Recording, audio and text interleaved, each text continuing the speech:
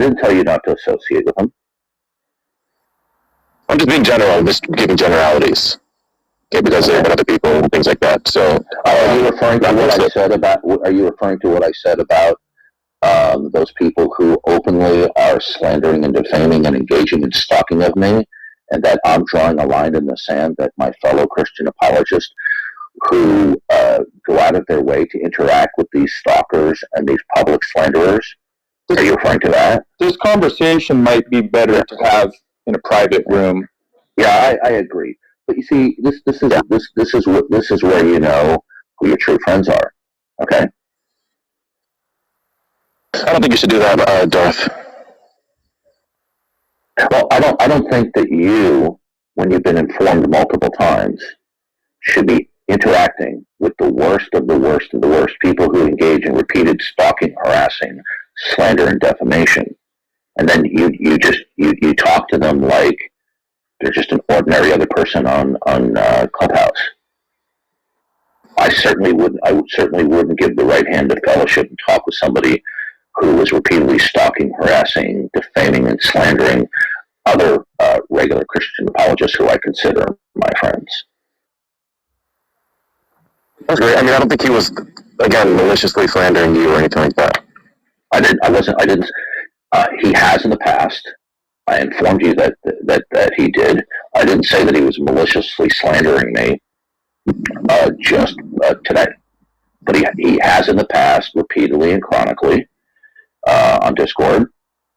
And the first time he shows up and he pops into a room, he immediately goes into a slanderous diatribe. Again, and when I say slanderous, I mean that. I'm not just being theatrical here. Okay, so this is the kind of person that he is, and I want to inform you that that's the kind of person that you had modded, and you might want to reconsider modding him in the future. The difference, or the issue I find here is that if I were to hear a Christian, because I do hear this all the time, I hear Christians having arguments with each other. I hear Christians saying that you shouldn't be doing this, you should not be behaving in this manner. I'm not talking like, when I say you, I'm not saying like you specifically. I'm just saying like just in general, like the general you. You know, you shouldn't be doing this, you shouldn't be doing that, and they can be friends with each other, and other people can be friends with both of them, and they're not in the middle of the altercation or the conflict that's between those two people. And I don't think that there's an issue, if somebody has an issue with maybe things that you've done in the past, that has anything that I should be getting in between of that, or getting in between that, or that should make a difference as to the friendship of one person or another person. Okay, unless they've committed some sort of crime or some sort of atrocious, just overtly atrocious thing, action, Do you consider behavior. Do you consider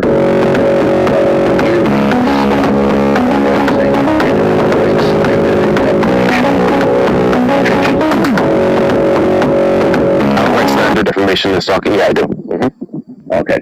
Well, there are several individuals that are regulars on Clubhouse and Discord. Okay. Now, if they are openly slandering, defaming, stalking, and harassing, do you think that because of this persistent and unrepentant type of behavior that is still ongoing, that they're still worthy of being interacted with? Yeah, I mean, there are people who I don't talk to on Clubhouse, and there are people who I do talk to, and then there's an overlap. I said, worthy of being conversed with when they do that to a fellow Christian. No, I don't talk to those kind of people, no. Okay. No, the thing is that I don't consider. So you don't interact with these people, a godless girl or Tom Rabbit? I don't make a habit of it. I've talked to them in the past. Like, I don't think that automatically means I can't ever. Have you talked with them recently? Not in the past few months. Not to my right mind. Have you talked with Tom Rabbit recently? No. Okay. Like months ago, I did. But even if I talk to him once every few months, I don't think there's an issue with me having, even if that's what he's done, just for the conversation. I don't think that completely disqualifies me from ever having a conversation. Okay. Well, now. Okay, you just explained to me, what your standards are. Okay, welcome to my block list. See you later. That's fine. See you later, alligator.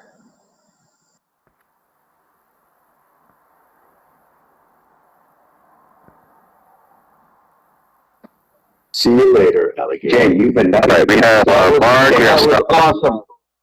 Yeah, I agree with you almost nothing, Jay. But man, you've been nothing but nice to Darth, and that's just crazy. I sorry, I can't say anything other than that. It's just crazy and deranged. Maybe that's psychoanalyzing, but man, Yeah, I didn't like it. I told him. He said like it tells you who your room is. I was like, no, you shouldn't be saying that kind of thing, right? What about what he's doing there? He's trying to control who you talk to based on his Exactly. stuff. Yeah. Exactly. And I told him, you don't say that. Do not. Don't do it. Don't do that kind of thing, because then that doesn't make you look good. It's not a good look at all. Just warned him. Do not do that.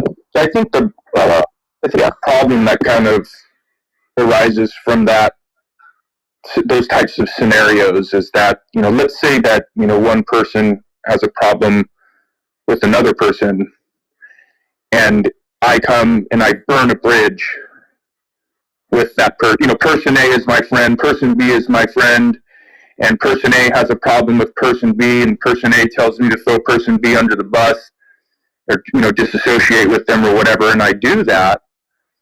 But then person A and person B reconcile, and now person B is looking at me like I'm the bad guy for throwing them under the bus for person A. You see, I'll agree that it's not the best way. It's not the best way to do this. Now, that doesn't mean that if person B is, has a history of, speaking. And I had to Schofield that time. I said, well, not the commentaries. I said, I don't believe everything's perfect. Well, you don't believe the word of God. And then I used to get berated. Robin. They didn't even give me a chance.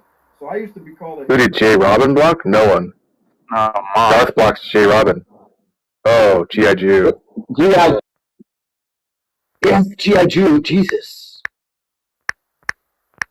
Wait, Tom? All right. Hey Tom, Yes. I had to take a call when you started that clip. I was wondering, is that clip online at all, or is that not uploaded? No, but I'll upload it today. Oh, okay.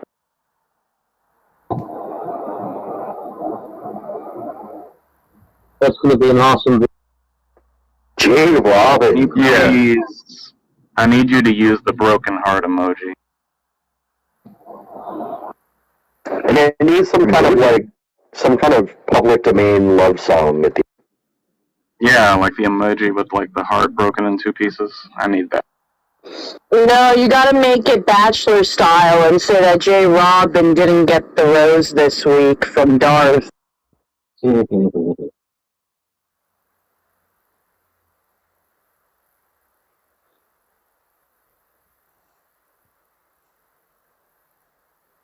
I believe, wait. Incredible. Wait, let me say this. Here, I actually believe that this Bible's the word of God. Yeah, I really am Explained in there. happy for Jay Robin for having such a spot. And the gospel and everything. I believe it's all there. And Might be the most sensible I've ever heard Jay Robin. I don't get it. Am I a heretic or am I just... Yeah, I think he was being sensible. I wouldn't really say he was having a spine, though. I mean, he didn't really stand up to anything. He just was kind of like, yeah, I don't really think this is reasonable. This is not, blah, blah, blah. Well, I think he did, but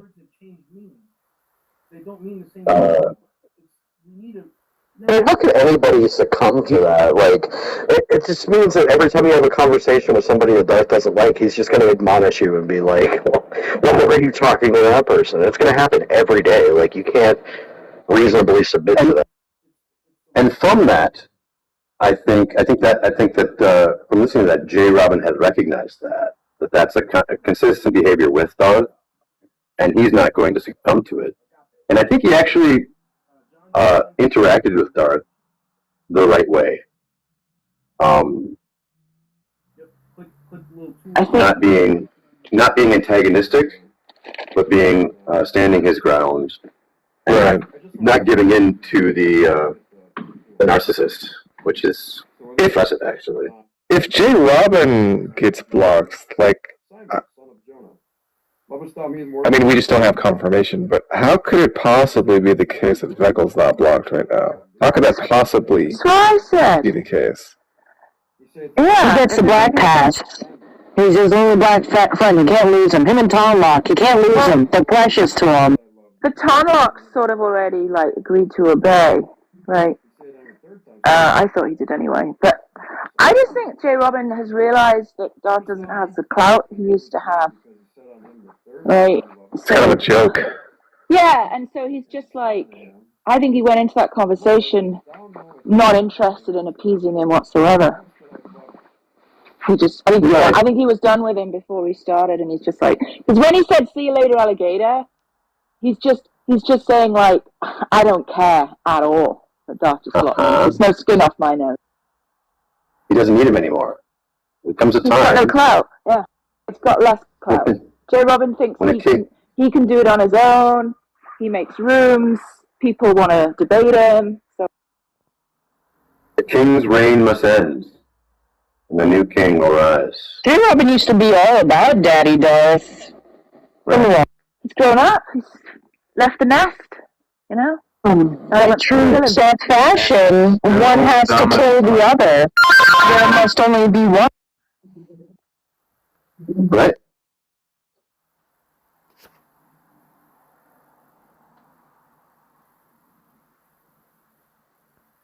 I feel like I've asked J. Robin the question, do you think Darth is your friend?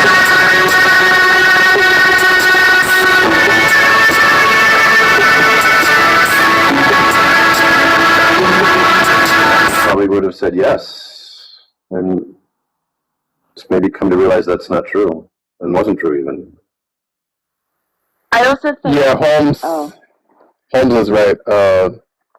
Derek will never falter. J. Robin is sick of being held responsible for Darth. He expressed that because a lot of people are like, how come you hang out with Darth? He's so bad. And I just think he's sick of people asking him that. He wants to be his own man. He doesn't want to be accountable for Darth's bad behavior anymore.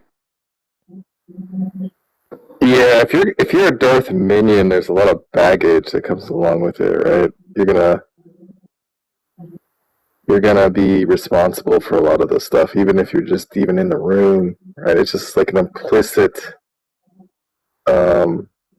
sort of sign off on what goes on in there. I wonder if the Veckel racism videos fueled any of this. Yeah, I think so. Yeah. How many of you have had to, take the heat for something that was clearly Tom's fault? Exactly. Right? Yeah. It's annoying. The other way around. It's annoying. Right. They're like Tom's misbehaving children. They get him in trouble all the time. Let's go to PTA. Oh, it's like, how come you let Tom do that with other people in the room? You're a mod, blah, blah, blah. It's annoying, yeah. That's why he wanted to just be like, am I your man? When's the last time you talked to Tom Rabbit? Have you? Were you or have you ever been? Friends with Tom Rabbit? Are you or have you ever been? I'm trying to do the comedy.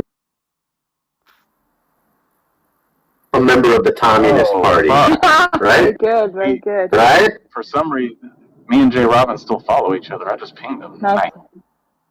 Yes. Yeah, you are the J. Robin whisperer.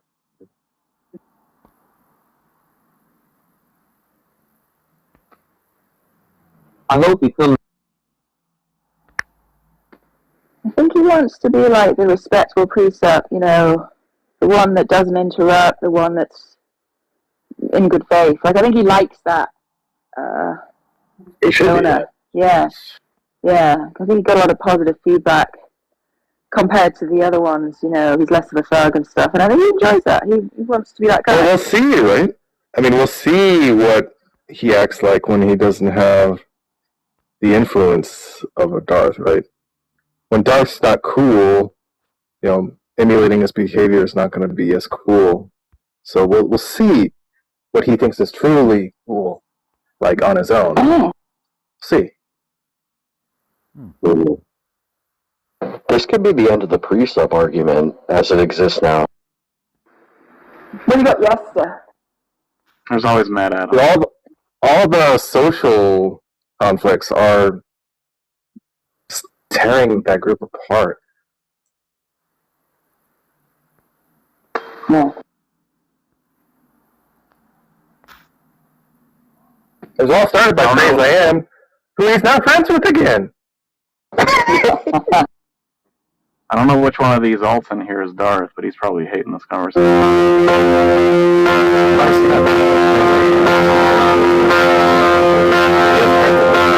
They made up.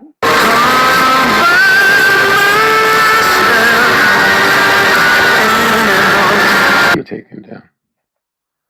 Well, that was mentioned. We don't really know, and we don't even have an update on that. So I thought that was all speculation. No, it was there, but I don't know if it was an actual stipulation or not. That wasn't clear. Right, that's what I mean, is that it was an actual stipulation, speculation.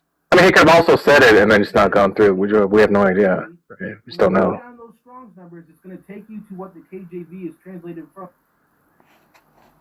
How much did you end up collecting to keep the video up? Just out of curiosity. 200. There's so much glee. I already used that money to buy a little another recording device. Well spent, Tom. Another tape recorder? Good. Nice. Some D batteries? Another Panasonic tape recorder. Got another Panasonic. Tom has a Home Alone, like, Talkboy. Oh, that's a great investment. You gotta stop saying people gave you $200 to keep it up, because it was already up. They paid you $200 to do nothing. No, I took it down. I took it down. Yeah. He was like, you gotta take it down, and so I did. Yeah, then Tom, what you should do is take that 200, open up FanDuel, and go Lobster Mania. No. $60 spins, baby. Tom always gambles to Oh, did you pretend win to any want money off what's his face last night? The giveaway, the poker guy. Oh. No. I checked it. I didn't. But double check. I don't think so. Oh, You played Lobster Mania for $60 a spin? oh no. Are we doing that? I do. Don't give John the URL. Download FanDuel.com. FanDuel, the app. It's an application. Well, you don't even do that in the you don't even do that in the casino? No, I do it on my phone. Wow. So then I'll take you when you do it. Fucking clown catching somebody after he plays blackjack or whatever for fucking 20 hours. That game is 15 lines, and so you're betting $4 on a $1 slot, 4 bets on a max line. Yep, $60 spin. Right. Hell yeah. What do you think those payouts are, John? I know what those payouts are, but what I'm saying is that's really, if you're gonna do that, you'll get like suites and stuff like that in casinos. I don't know why you would do it. No, I don't want to do this bullshit about your fucking like comp bullshit and like Wait, but John, I connected to casinos in my area. I get comped rooms from Bodega and from Harris all the time playing these games. Well, it's Caesars now.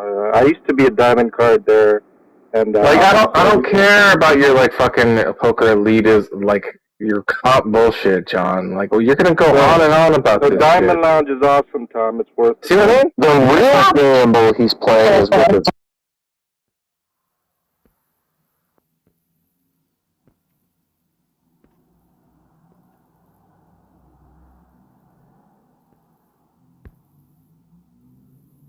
Right. That's exactly what I was like. That's exactly kind of the point. I don't think necessarily has to do with time. You can say something necessary after time, but that's fine. We can. Let's just. We don't want to get dragged out into it.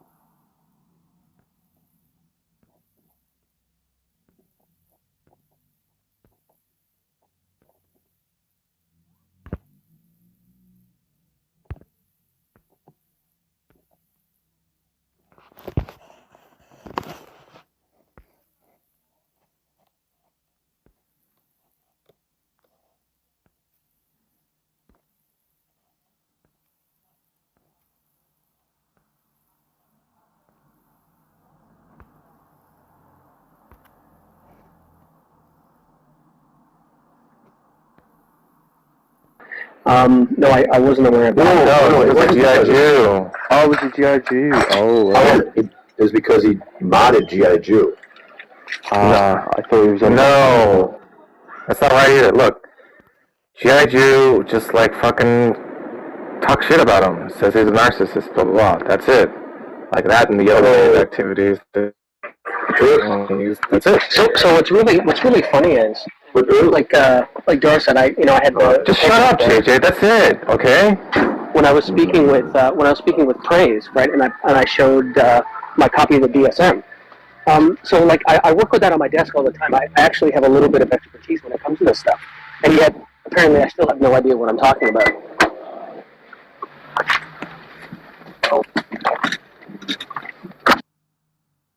I would need a DSM for that. You're probably right. Oh no! Anybody can buy a DSM. I guess that's the best source. That is kind of like Canadian Catholic pointing to its encyclopedias. Like I said, if it wasn't also what I do for a living. So. Good. I didn't know that.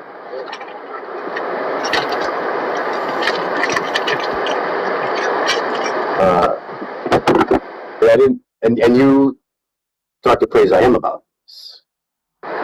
Yeah, and it's funny, like well, yeah. So it's on his channel. It was last Saturday afternoon. So not this past Saturday, but the Saturday before. Yeah, I heard something about it. Yeah. We went, like, I went and had a chat with him, and it was actually to talk about something completely different. But we started out the conversation because I wanted to kind of clear the air, because I opened up YouTube and I saw that Jeff Trimble was in Praise's room trying to have a discussion with him, and I felt like Jeff and Praise were talking past each other. So I went and I jumped into the room really quick, and I didn't see that Ding Dong was there. And so then I was like, fuck, and of course he jumped on me right away, because that's what he does. I think he's actually obsessed with me. I'm not sure why, I'm not that good looking.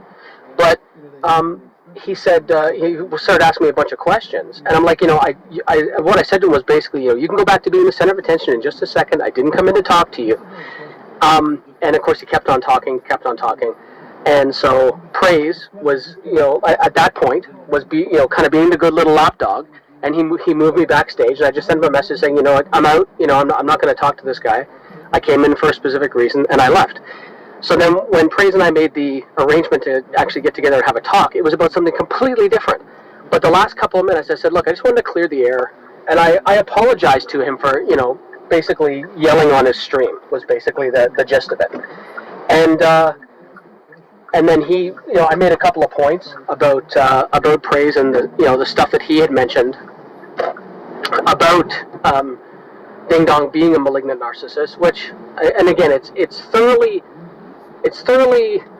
unethical to do any type of diagnosis when you're not actually in person. So I said on the stream with Praise, I'm like, it's very unethical to do this. I'm not hanging a diagnosis on him, but he does tick all of these boxes. And then I elaborated a little bit. I said, typically people with NPD also suffer from very low self-esteem. And that is true. And I said that very specifically because I knew Ding Dong would listen to it, and I knew his head would explode because of it. But that's where I get that. I had like a little bit of fun with that. And then Praise and I went on to talk about other stuff. So yeah, anyway, that's it. You can find it on Praise's channel if you're interested in listening to it. Were they Jews? Were they originally Jews? They just spread out. I mean, if you're an African American, a black guy, right, whatever, in the U.S. and you speak American, you don't speak, Ghana or whatever. Yeah, I heard that happened. I just didn't realize it was with you. You came from there a long time ago.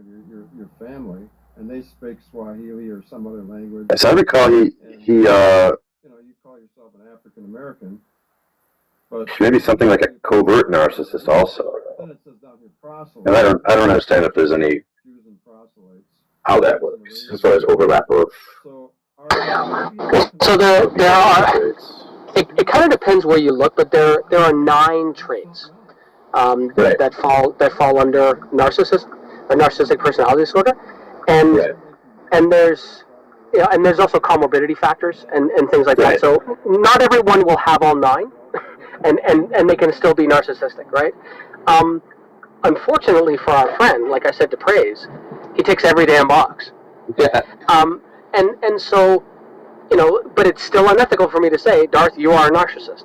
Now, would I say that, kind of like in passing? Sure, Darth's a narcissist. It doesn't take a fucking scientist to figure that out. All you have to do is listen to him. It's me. Enough about me. What do you think about me? And he has to be the center of attention, and so on and so forth. We don't need to go into more detail about that. But yeah, Praise had a couple of videos up talking about all these. He was talking about Ding Dong and Kenny Rhodes and a couple of other people, and he was going through the traits of NPD and then basically ticking the boxes and saying, okay, trying to figure out who's the most narcissistic. And so that's where he came up with covert narcissistic disorder and kind of these other things. Oh, Praise did too? He went over all the other types, okay. Yeah, he went over a bunch of them, and when I was on the stream with him, I said, you've already gone over these. There's no need to rehash it, because I didn't want to cross into that kind of, cross that barrier of ethics, where I'm laying a diagnosis on someone. So that's that. Yeah, you should be careful with that. I can say whatever I want in a non-professional. Almost anything.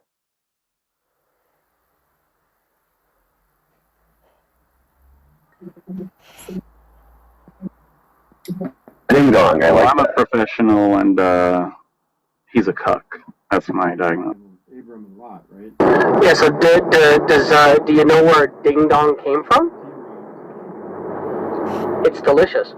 It actually came from another Tom Rabbit video where Tom posted a video of Stacy, Silver Star, and Progressing Pilgrim, kind of on their rebuke of him because he brought that woman Connie to tears in a clubhouse room or a Discord room. I forget which one it was. And so it was actually a fellow, and I said this to Praise, it was actually a fellow brother in Christ, who's the first one to coin that term. And now that's how I refer, so after I kind of make the qualifier so we know who we're talking about, from then on I will always say Ding Dong because it's funny, because it's really, because it fits the DD. Exactly. But the other thing is, so, I'm a 51-year-old child, and I love Star Wars, and Darth Vader's my favorite. Darth Vader's my favorite character because he's an absolute badass.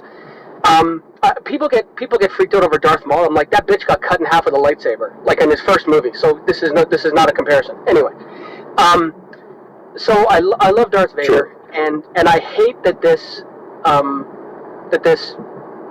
individual has kind of co-opted that name. So the fact that Ding Dong came out and is delicious, I use that all the time.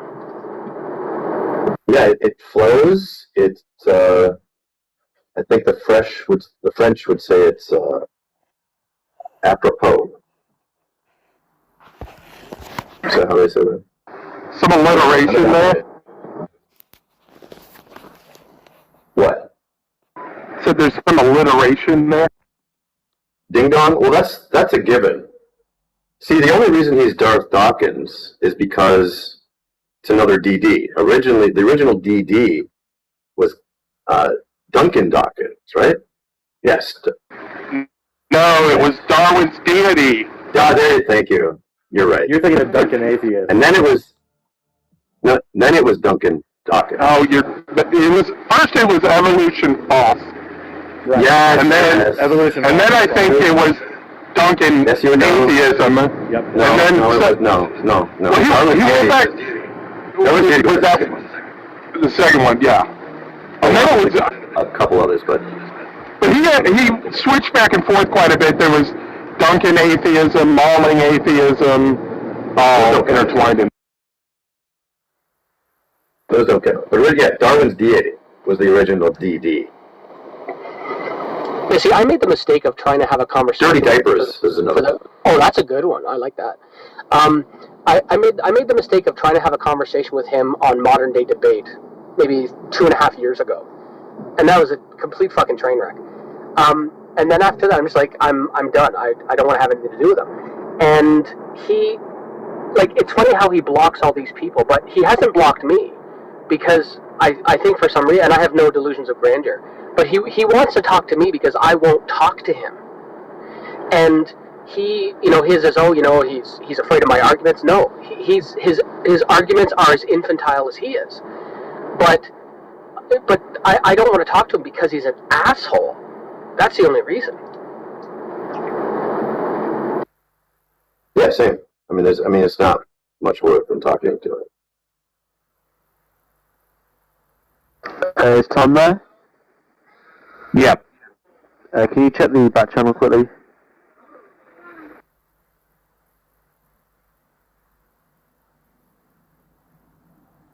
It's in the group chat. There is no such mix. Oh, there's no mix? Oh, okay.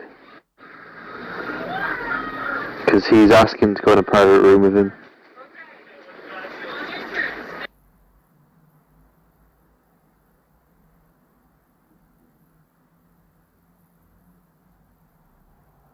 Is it just like little clips you've got on like a hard drive or something? I mean, they're here and there. I don't have them. Is it true, Tom? I heard you mention a second ago that Praise and Ding Dong have made up. Is that true? I didn't hear about this. That's correct. Oh, Praise. I want to like him so much, but he makes it hard.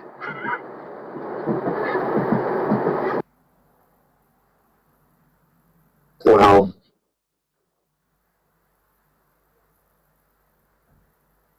I don't think it would take much for you to swing him back again. So it's funny because I've spoken with Praise a lot. We did on a debate. I don't like the word debate, but we had a discussion on Donnie standing for Truth's channel last year or something on morality. And after we were done, Praise and I were talking for close to an hour after that.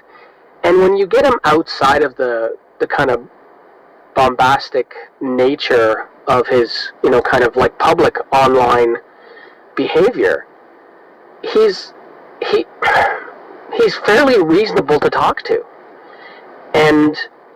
but I don't understand how he can just keep going back and forth. He did the same thing with Smokey Saint a bunch of times, and the same thing with what's that other guy, the guy with the ponytail, Kenny Rhodes, yeah. Like I said, I've had discussions with him, and I wish he wouldn't flip-flop so much. Just have the courage of your convictions and stick with it. I don't think he can help it. It's not only about courage. You know how they say that there's some people that, maybe most people, can be hypnotized, but a bunch of people can't.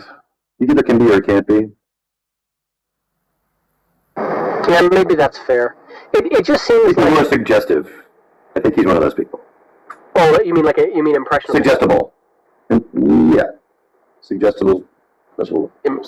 Impressionable? Yeah. Yeah, I think that may be the case.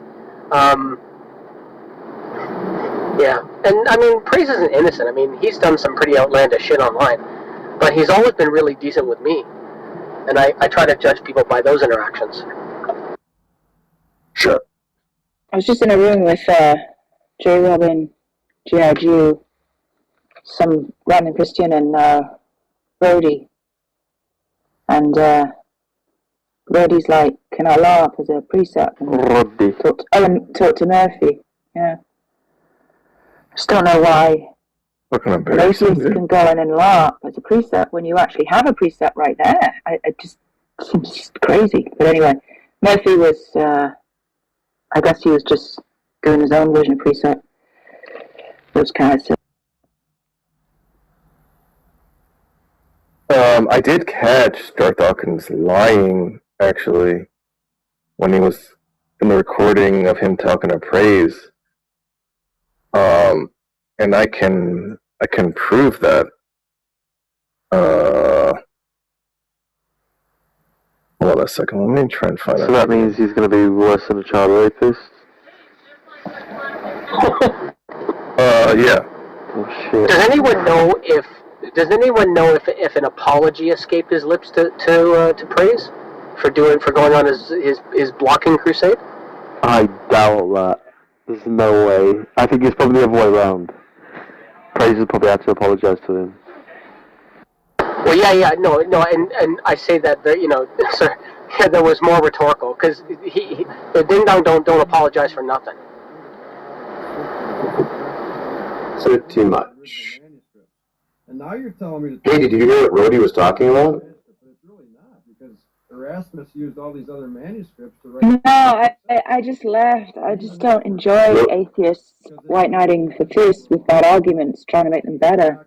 I don't understand the point of that.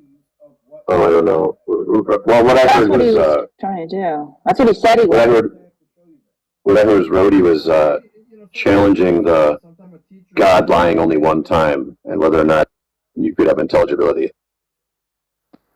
No, he was putting forth that argument. He was saying you can't, right? He literally said, "I want to LARP," right? So he's not challenging precept. He's LARPing for precept. It didn't sound like it. Maybe I just. Well, maybe he just used the word wrong then, but he did say he wanted to LARP as a way of entering the conversation. Sure.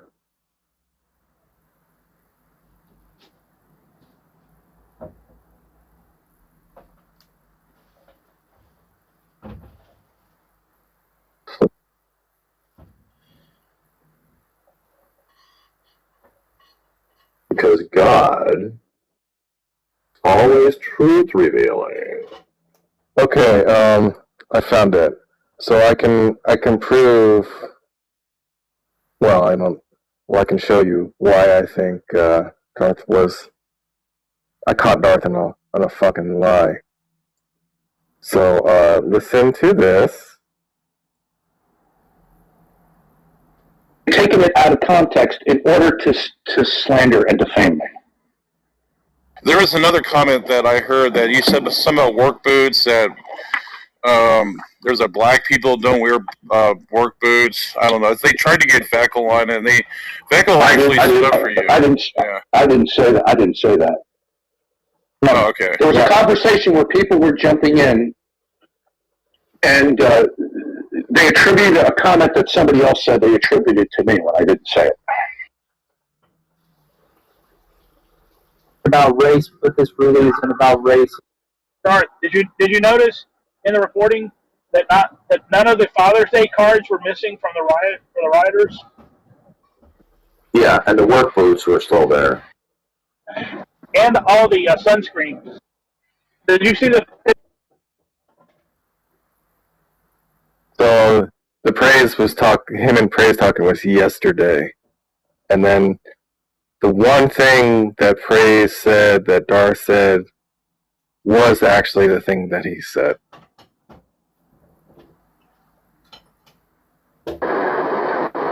Yeah, but you're a filthy heathen, Tom, and all Ding Dong has to do is admit he was wrong and repent, and everything's good.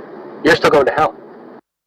This is why keeping track of all this stuff or just recording it is good, because if there was no recording, he could just say, "I never said that. I never said the work boots thing." He could just say that, and that would be like, it's just his word against mine, and. But Tom, he does just deny it. It doesn't matter whether you have a recording or not. He does just deny it. Oh, well, he's gonna. Well, that's fine. But look, I'm saying I have something to show. It's not just about Darth, right? He can deny it, and in the face of blatant evidence if he wants. But everyone here heard it, right? Everyone here heard it. Right. I just think it's funny that no matter what, his behavior doesn't change, even if there's a chance of him being held accountable. And it never happens either. What is this, Matt Adams? Tom, how do you know he really meant it work boots. What the fuck? What does that sentence even mean, man? Yeah, what if he didn't mean it, Tom? What if he didn't mean it? How do you know he really meant it work boots? Oh, you think when they were talking about the black looters and they said the work boots are all there, you thought he meant like the like unemployment applications? Is that what you thought? Because remember, Ding Dong is not racist, right? He said so.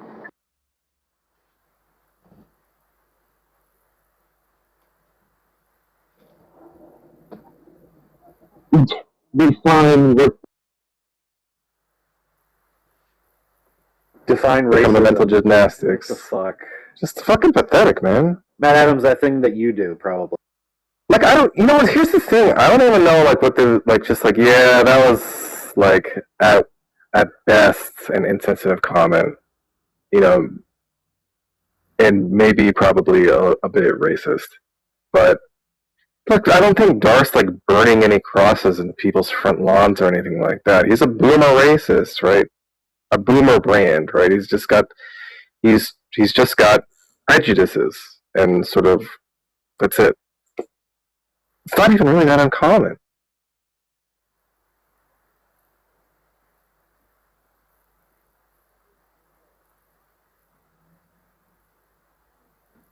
It's just a bad look when you're like, well, he might have meant something different by work boots.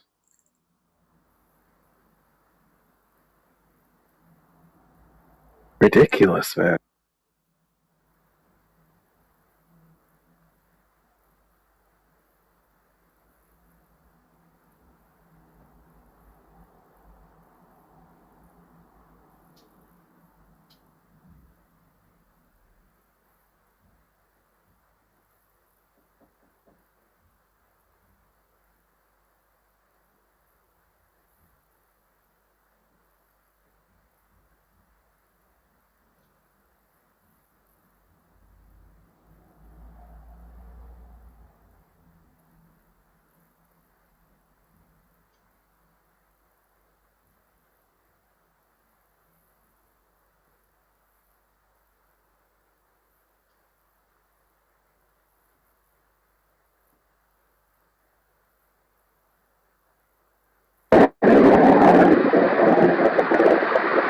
You guys, I gotta bail.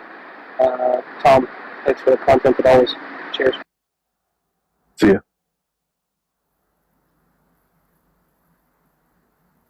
That last one, that's a meditation problem. What? You cut out. Yeah, I cut out because it connected to my car. No, last thing Matt said was funny. He really gave me his voice.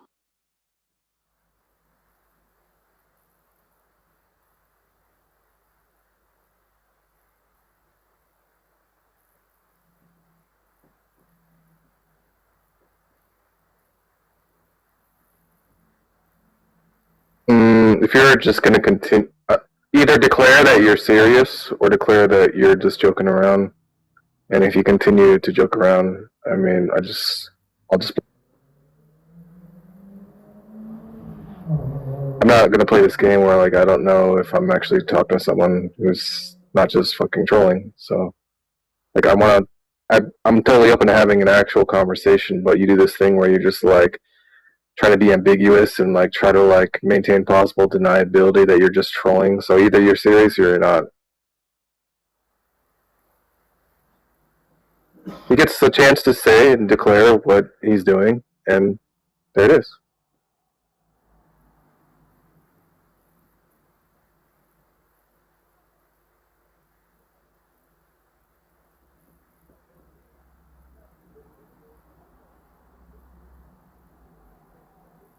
You're just trying to make some general statement about it. We're talking about a specific instance about the work boots. Don't even take the bait. Don't take the bait.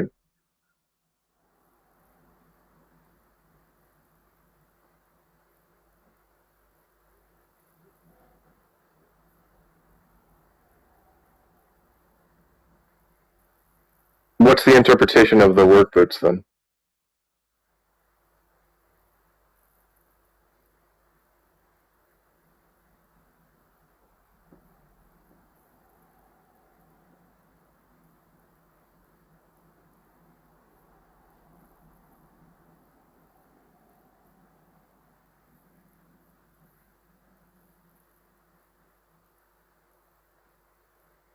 You know what I mean?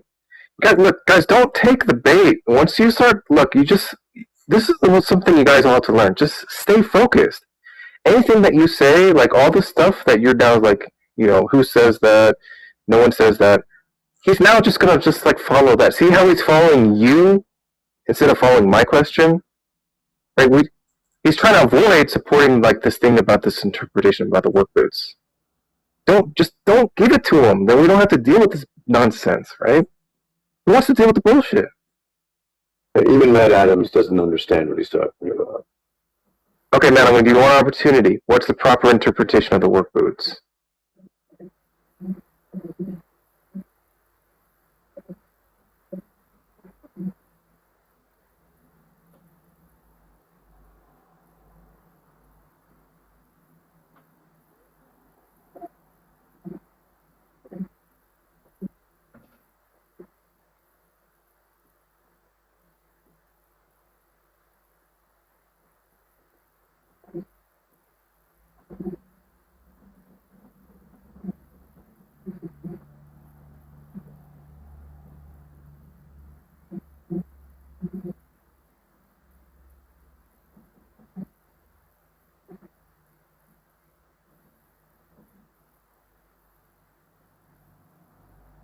See, he just keeps talking about the critical race theory garbage. I mean, God, I wish you guys wouldn't fucking give these people, little rabbit trails to follow.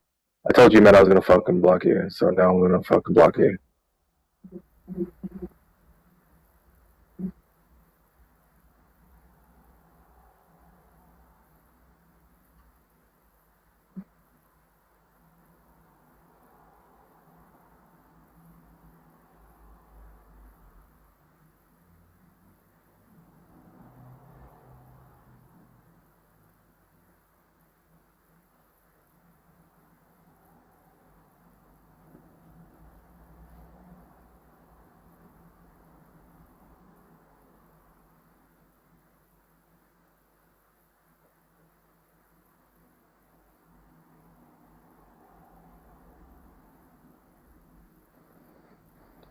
Is everyone quiet?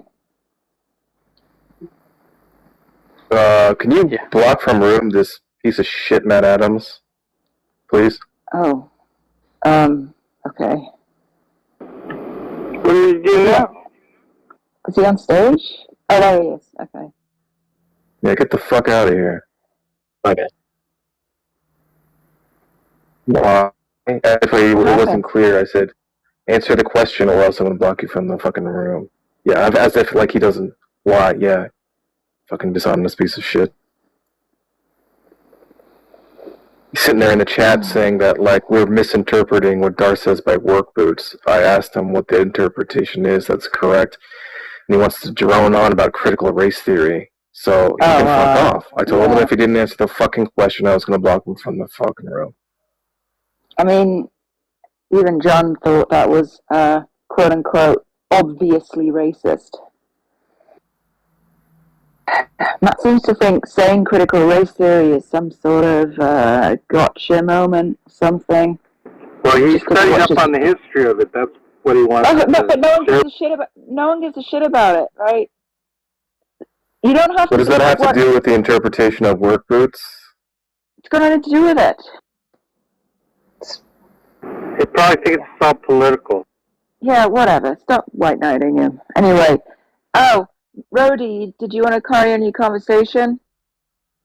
No, I just wanted to temporarily laugh. I don't really care about that too much.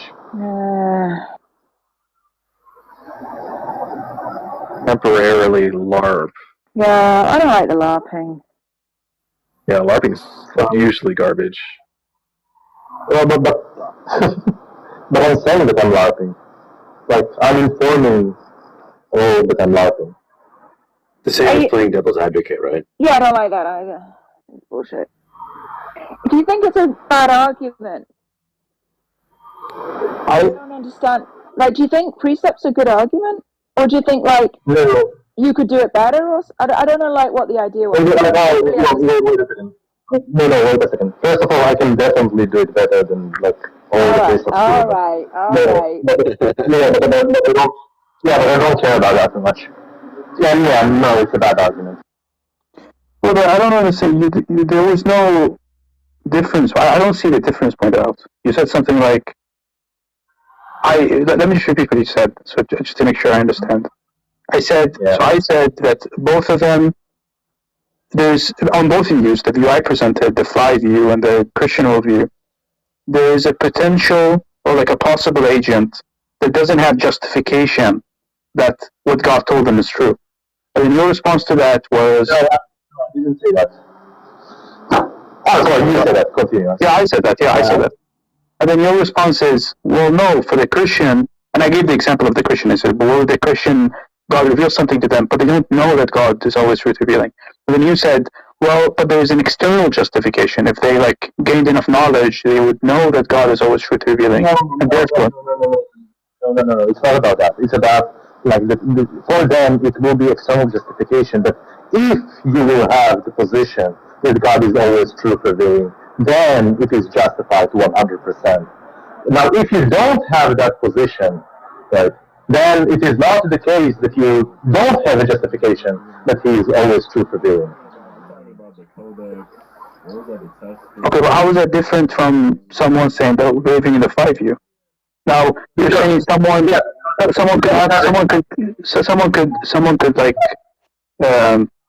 could just like God reveals something to them and they don't know if it's a lie or true. But I could just say, like, if they had the position that God can always lie about can only lie about the flies, then they would have justification. Yeah, that's correct, right?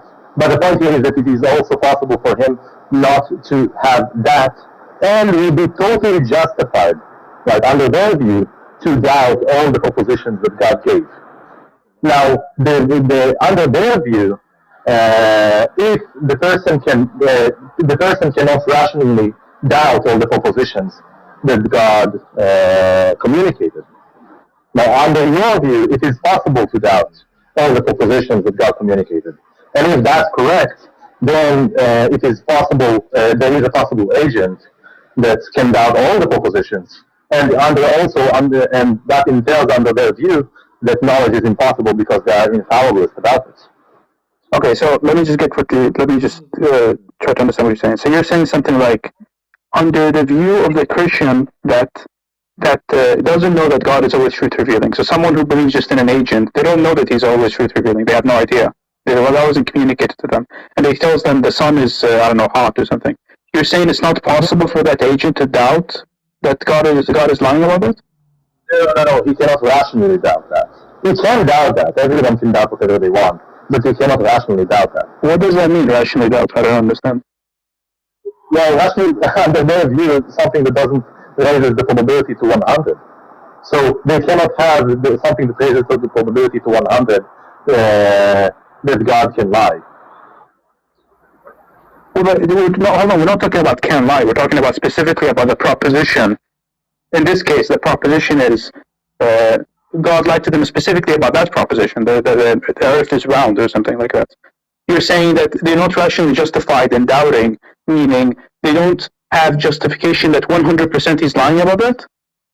About the earth being like round? Okay, but that's true in my case as well, right? Like if I know that God... Hold on a second. If I know that there's a... No, but I'm a little confused. We're talking about their view, not your view right now. Under their view, there is no rational justification, right, for a possible agent to doubt that God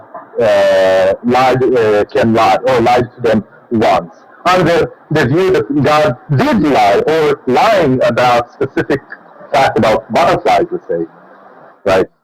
It is possible for a possible agent, right? A possible agent that knows to 100% that God lied about one proposition. He just don't know what proposition it is. If that is possible, then they have a justification that all the propositions that God uttered are not 100% true. Oh, so like academically, I'm not talking about. If you want to, like, let's talk about it in chat because it's like a little bit confusing right now, and I'm not really invested in this argument, and it's like a little bit boring right now. Oh, okay. Oh, we can talk about it in voice another time. Yeah, no problem.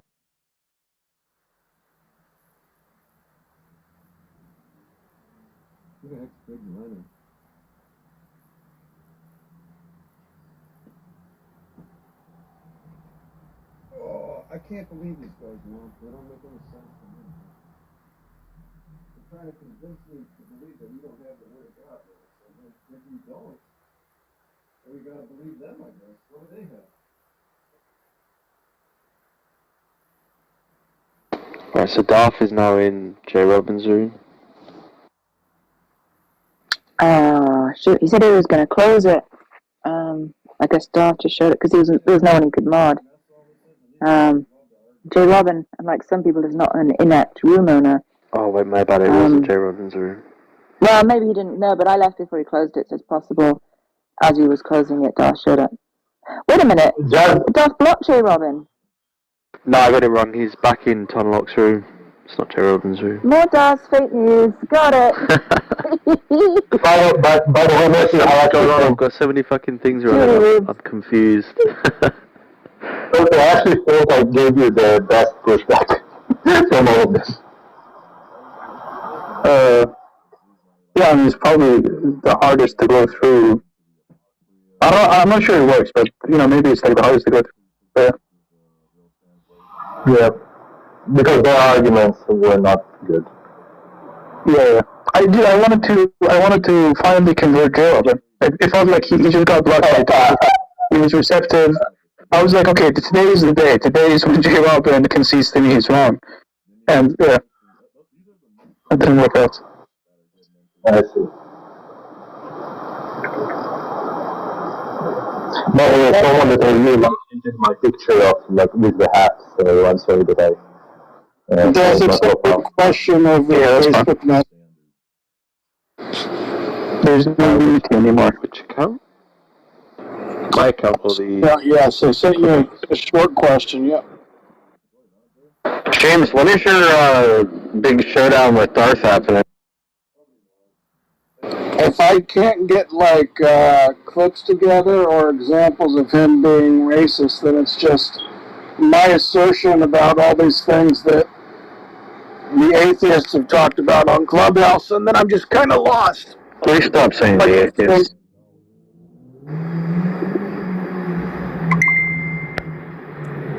So I've heard a few of the clips, but I need actual evidence. If I go there and I just be like, hey Darth, I've heard these things, I've heard a few of these things, little short clips, and I think it makes you a racist, he's gonna have pie in my face.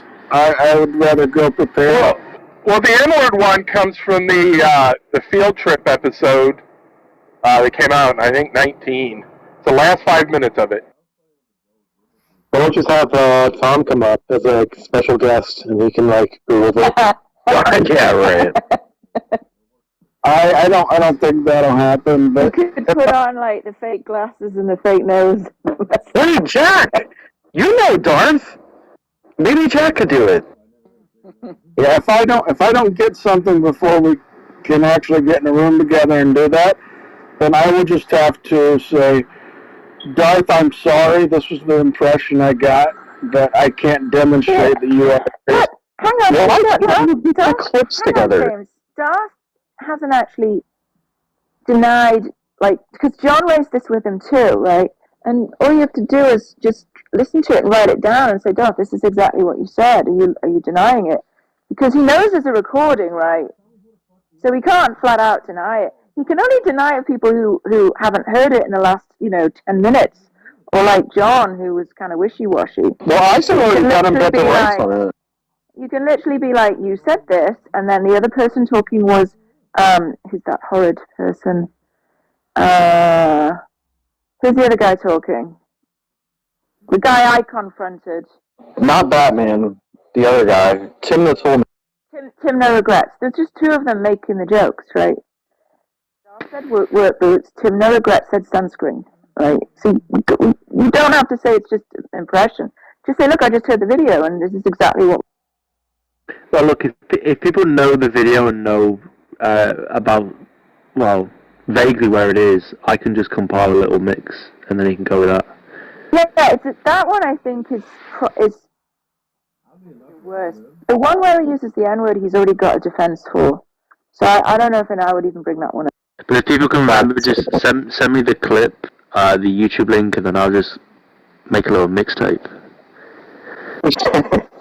I'm surprised, as much as you guys talk about how racist the guy is, that none of you have actually put forth the effort to clip all this.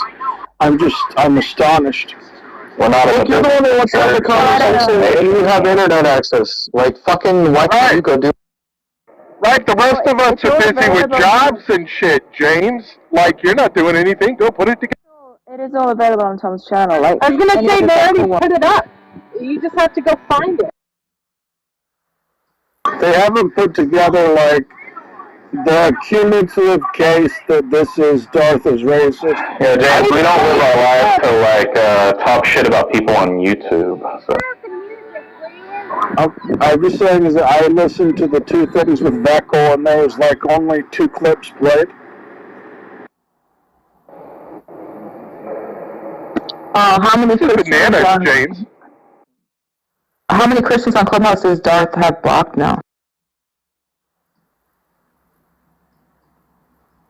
I don't know, because I saw his room earlier, and that's apparently I popped in, but I didn't hear anything, and I was off doing something, and somebody said Darth was calling me out. Also, James, we've been hearing this shit for literally years. We don't need clips. Yeah, in fact, I think you were the only person that was surprised to hear that Darth was a racist when all this came out. Yeah, I'm still flabbergasted, but I've taken some of the stuff that I've heard and clips that I haven't heard that I put that together to say that, from my perception, he's a racist. But in order for me to say, make a very big, public, grandiose statement to him about it, I need more than just, hey, I heard 1 or 2 clips, and atheists say this about you. Well, go get him, James. Go get him. What do you mean atheists? Christians have Go get the clips, man. What are you doing? Go get them right now. Mute and go. Oh, I already spent 2 hours listening to Veckel stuff where I was told that multiple clips were shared and presented to him, and there was only like 2 clips shared in both videos. So digging back, it's not like it's easy. I already spent 2 hours at it. This man was determined to complain. Yeah. Oh my God, the unrivaled bitching and complaining that you have to do homework for your own live stream, and you want us to assemble clips and get it all together. Oh my God.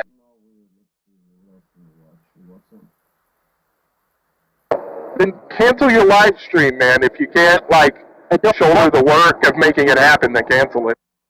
I don't have a live stream, and well, whatever, your confrontation, cancel it. And me talking to Darth about this isn't really like something that benefits me at all. It's actually more beneficial just to ignore it and let it all go. Well, just ignore it and let it all go. Well, look, I think he's doing it to get Tom content, so let's not be too hard. Yeah, I mean, if it starts with the complaining, yeah, whatever. Like, just ignore it. Oh, who's that? Are you doing the hot girl in your profile pic thing now, Mike? That's what's his face's wife. No, we were talking about Paula Patton earlier, Robin Thicke's wife. Oh yeah, and he cheated well. Yeah, she's bad as fuck. Praise. I'll change it back to old fat black guy in a... I don't care for that. Show me a beautiful woman, I'll show you a man who's tired of fucking her. You know what that was? That was alpha behavior. Mm-hmm.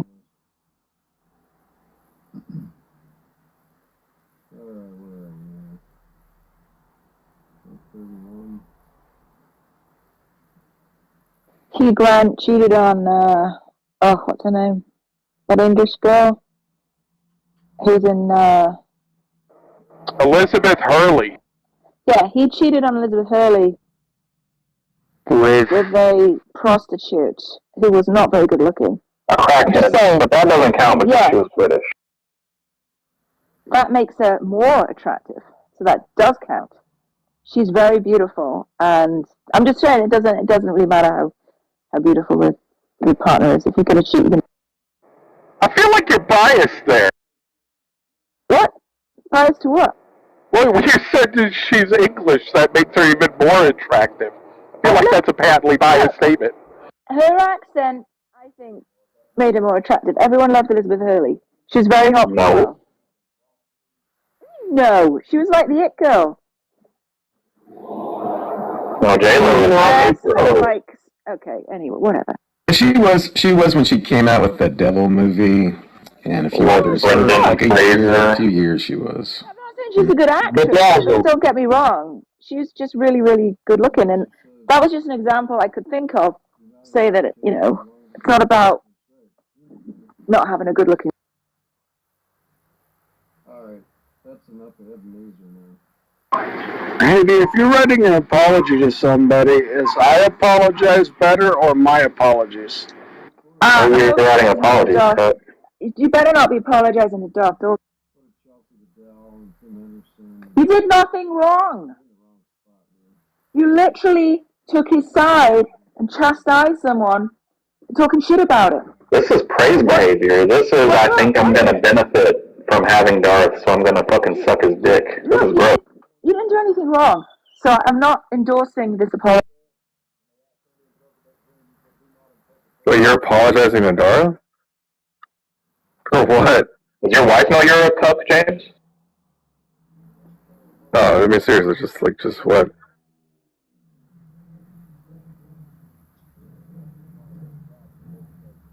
Hello?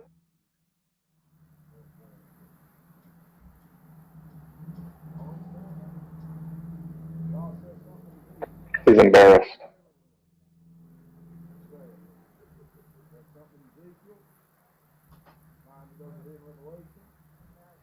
Weird.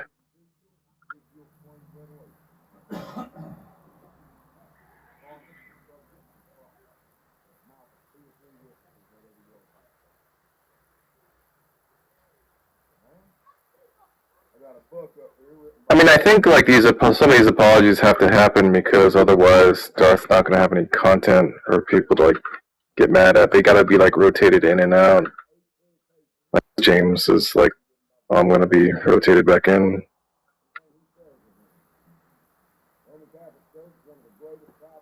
Whatever. Yeah, I just hope he doesn't actually think he did anything wrong. Like, it's one thing being what I consider. I don't think anybody watches Darth content if it's not on your channel. Like, nobody gives a fuck.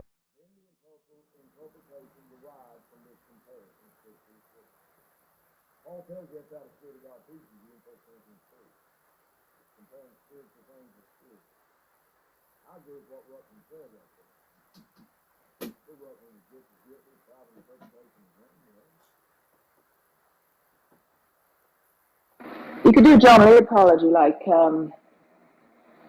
sorry if you were offended. Sorry you feel that way. Sorry you feel that way. Not sorry that I did it.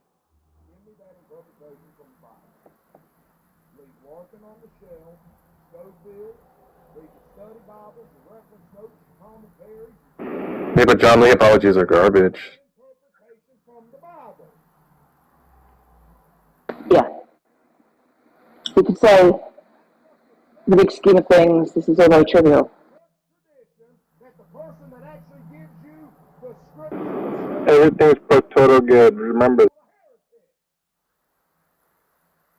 Yeah, so when you got upset this morning, it's because of the good. That's right.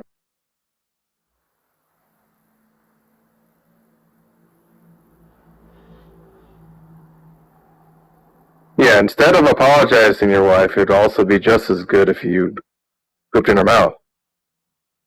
Right, John?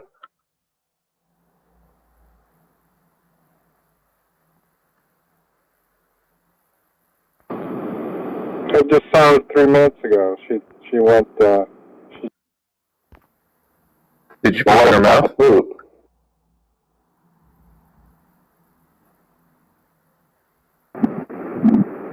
Maybe I'll ask her for dinner if she wants. Is that referring to the poop?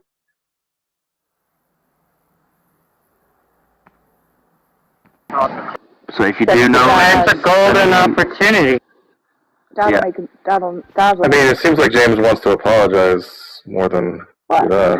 No, that's not true. He's asked numerous times all morning if somebody can give him the clips. He does not.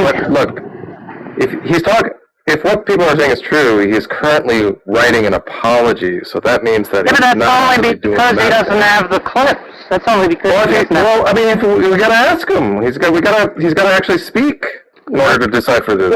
Jack's right. He's been messaging me as well. Yeah, he's been asking all morning, can somebody give me the clips? And it doesn't seem like anybody was helping him, so then he was like, well, I guess I can't, make my case, so I'll have to apologize to Darth. That's kind of hilarious too, because it's so dumb though. It is hilarious, but still, we shouldn't, it's a golden opportunity for him to play all these clips of Darth being a racist and have Darth try to come up with rationalizations and argue that he's not a racist. Agreed. The two men contacted police, and the officers were quickly able to. Yeah, well, I'm not gonna be able to do that. With just like, I'll just whip it up. This is like shit that spans like years, and like it's gonna be multiple videos, and I don't even know which videos they're in and stuff like that. So yeah, but between Mo and you could probably at least name some of them, and then somebody could go through them. I've already named them. Look, I've gone over them like myself like multiple times. I mean, if I have. No, but I'm saying like Daz is saying that you'll put it together. Just tell him which videos. Well, Veckle videos, and then the rest could be in a long back catalogue, right? So it is going to take a bit of work for anyone to find those clips. It's going to take a few hours, but I don't mind. Alright, thank you, Daz. But it just if you do know the video, just send me in a message. Tommy, you recently played a few of them a couple months ago. Is there a way you can like sort your library to show like recently played videos? No. Even if it's just one or two, it's better than nothing. It's better than giving him an apology he doesn't deserve. I don't think that's an either or anyway. I don't, just because you can't produce a mixtape for the last 5 years doesn't mean you still can't make the claim.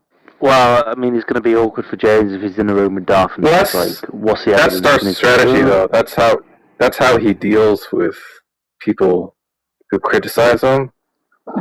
It's probably like, I mean, you can imagine like your spouse. I'm sure this is just how he approaches like interpersonal relationships.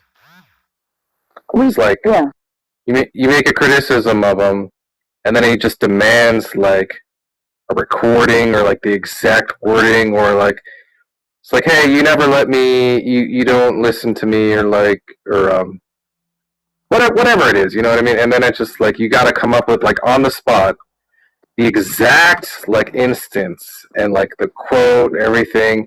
And if you can't do that, he just writes it off, and he just like, oh well, it looks like you fucked that up, right? That's your whole criticism is completely invalid because like, you didn't come up with an example, which is fucking bullshit, right?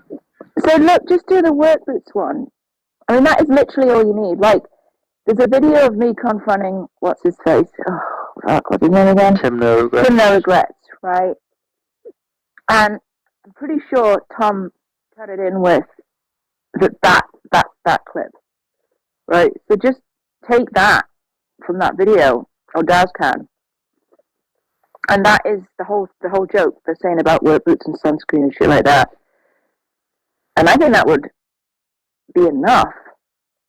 And does that Does that have the recording where Darth says it? Yeah, it's Darth and to no regrets. Pretty sure. Okay. Yeah, that's just at the end of like the Black Lives Matter protests. It's called like Darth Goes Nuts About Protests. Yeah, but didn't you also use it when I was talking to... Right. That one you have. Right, I just genuinely think that's enough. Because the other ones, he's going to argue the toss, right? He's going to say, oh, well, I was just making fun of him, and it was the hard A, and it wasn't the... You know, that one that Aizen used. I don't think that's good enough. I don't think that's great either.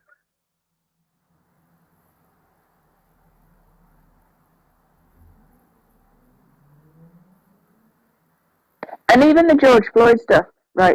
Yeah, most people would like automatically think that's racist, but he will be like, it's got nothing to do with race. I just think he's a drug addict or whatever he says. You know, he's got deniability on that one too. Well, you just take the video Tom uploaded of Haiti having that conversation. That has all that in it, doesn't it? Doesn't that have it? I think it just has the work boots joke, which is what I was talking about to know that.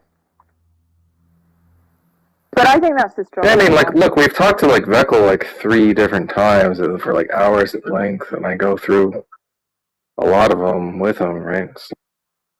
That's what I was annoyed about. Is like James could clearly go and figure this out for himself. Like, I don't know why he's making it this big thing where everybody. He's asking for like the examples in which he heard and was convinced by. I mean, like, I don't. Well, I just think probably it was listening to the Veckel videos that convinced you, James, right? I would just listen to them again. Because I think that the damning stuff is there. So there's like 2. I mean, the best stuff is probably the fact that over a period of years, it's only been the case when he's talking to young black males that he asks them what it's like growing up without a father. The work boots thing is also pretty fucking damning. The fact that he's also been like pro every single cop versus black man ever that's been publicized is pretty fucking weird. I mean, I've already gone over this like a million times before. I'm getting annoyed having to like.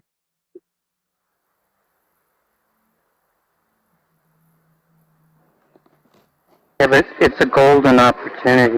Yeah, well, maybe you can take it offline. I'm not even sure James can hear this. I'm also like not interested in doing it with someone who's like in the process of writing an apology to Darth. That's like so insane that like I don't even want to like feed into like whatever. I can't even understand the thought process. So it's like a waste of time. Either you guys help me or I'm gonna apologize. I think that's what it is. Yeah, I don't. Fine, go ahead. Okay, do that. Fuck. Care. Him apologizing would be less fun for us than for him to play those clips. I think it's actually more ridiculous.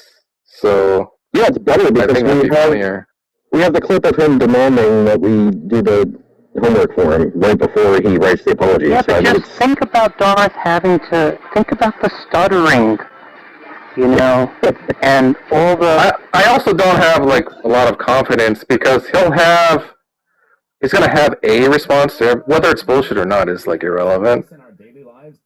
He'll have a response, and I don't know if James is gonna be able to like see through the bullshit.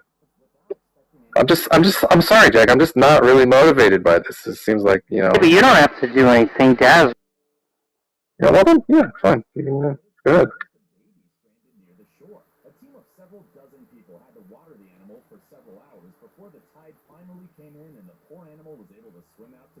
The point is, after he's given the rationalizations, even if James isn't up to the task to like poke the holes that need to be poked through them, the point is that's just going to lead to the next video, right? Where people say, well, this is what you said, and I didn't feel like James, gave you the right pushback on this. Yes. Yeah. Racist. Yeah. And Aizen's definitely going to bring it up, isn't he? He's going to go in. Exactly. Aizen is actually the better man for the job. Except I don't think Stress on the word man there. Yeah. Like, I guess what I'm saying is that, like, I don't know what's going on with James. The fact that he's not, is he still in here? Not responding? He can't talk. He's with his wife. Yeah, but he could just say in the chat yes or no instead of saying, like, typing in chat. Like, I want to deal with this, like, bullshit where it's just like the Matt Adams crap, or just like say this, and then I know what's going on. I'm completely in the dark, you know. It's just like, So Daz is gonna do it. I do need to If he just goes to the Veckel, if you just go through the Veckel video, I agree. I think that's that's enough. Yeah.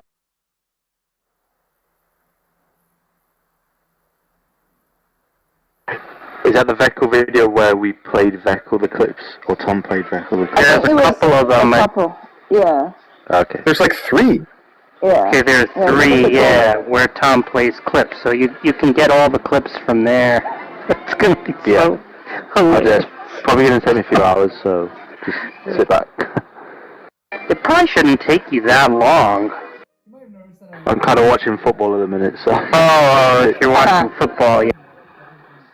Who's playing, Daz? Liverpool and your hometown Newcastle. Ooh, who's winning? This just started. No. It's not for nothing that Haiti is called a soccer mom. Ah, fuck. Yeah, it's actually fallacious. In the sense that it's a lie. You know, that's funny. That's what Darth Dawkins, he uses fallacious to mean false. Ah, fuck. I like the fact that you do that, but I think the reason why you do it is because the word phallus is in there. Yeah, okay, so I'm both sex obsessed and dumb. That was good, getting both of those in one comment. I wouldn't say you're dumb, you're very talkative.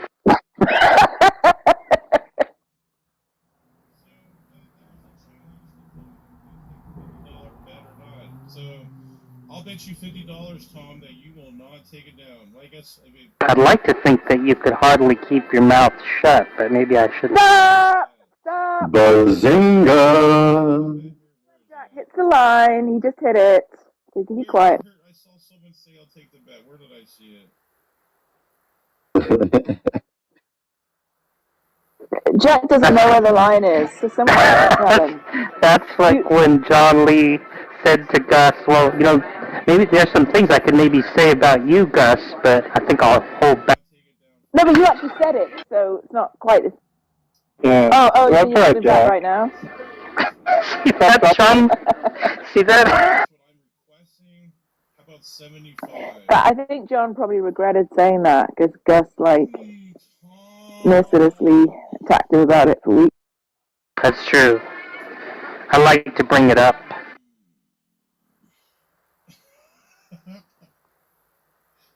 I'll be right back.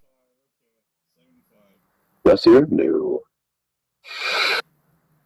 No, I was just gonna ask Jack something. God damn it.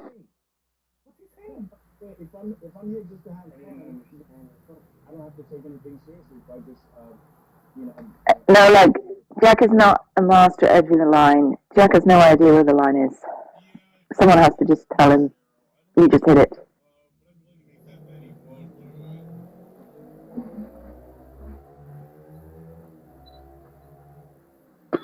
I think James throwing an apology.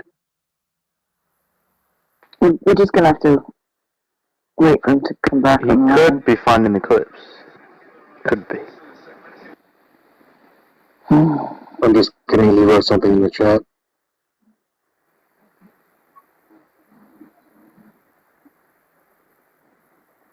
Okay, so he's not going to apologize to Darth. Who was the apology to? No, I'm curious.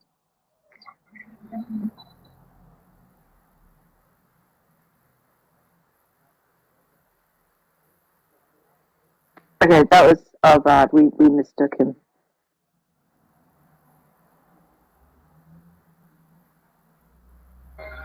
Anybody else using an Android having the screen refresh on the app every few seconds? Oh my god, I thought it was me.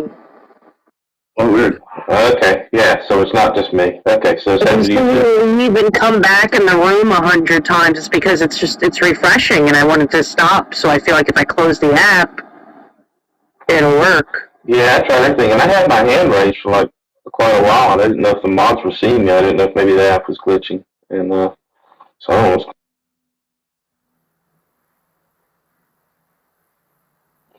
Of course, maybe the mods just didn't need me on stage. There is actually a troubleshoot for that. It's called an iPhone. Yeah. We're not all teenage girls. Yeah, that's right. But I like being able to zoom in on the moon and count the craters with my phone. Like, the Samsung is so good with the Is there So I was. What? Sorry, is Derek or Darth in the common room right now? Yes. Okay. Derek Lee is in that room, yeah.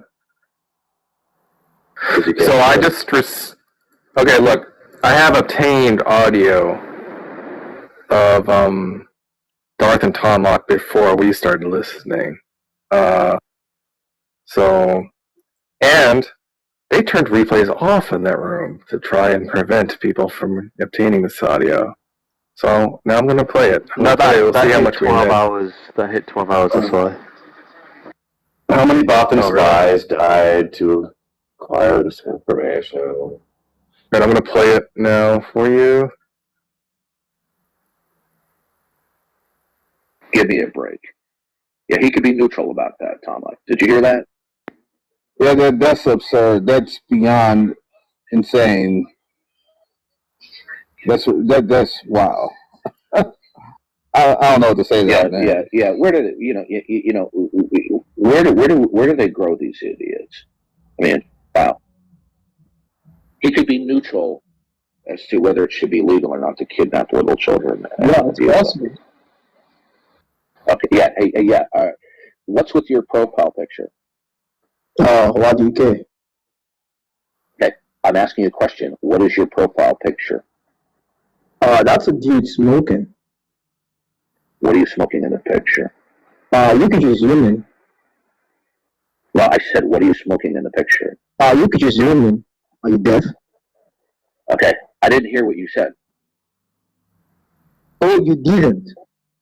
So you that retarded? Okay, goodbye. See you later, pothead. Man, where do they get? See, we can't get. We can hardly get any few intelligent-minded people. You know, we get these morons. Time and time again, it's the same crap for one moron after another. Perhaps, you know, they have no one to blame but themselves. Making you laugh. Look, when they spew just absolute, they did willful stupidity. In most situations, yeah, go ahead. Corrupt people or don't let them. Okay.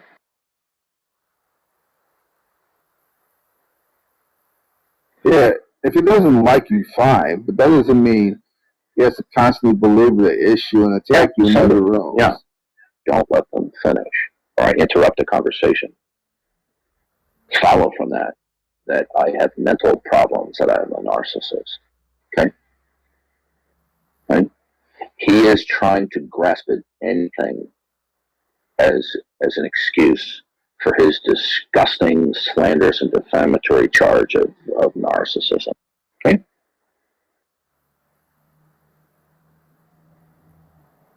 Yeah, if he doesn't like you, fine, but that doesn't mean he has to constantly belabor the issue and attack you in other rooms. Yeah. Let's say we conceive in our minds somebody who might be a quintessential narcissist. Okay. You know, just as a thought experiment. It doesn't follow from that they're interruptive, okay, or that they might be, let's say, abusive, right? Sure. What is essentially characteristic to narcissism, as we all know, is this chronic self-love, okay, and that they're trying to receive, adulation and people to, worship them or whatever. All I can say to you is, I think that it's slanderous, it's defamatory, it's beyond sleazy when the atheists do it. But when we have professing believers like G.I. Jew who do it, it's unconscionable, and as far as I'm concerned, it is not something I'm going to tolerate. And if they did it to you or some of the other well-known Christian apologists on there, I wouldn't put up with it either. Okay, they're not going to go and make sleazy accusations. I mean, if someone just sit there when, like, for example, you have on a number of occasions, and I've been present, where somebody's, going on, yada, yada, yada, and you go, stop, okay? Yeah.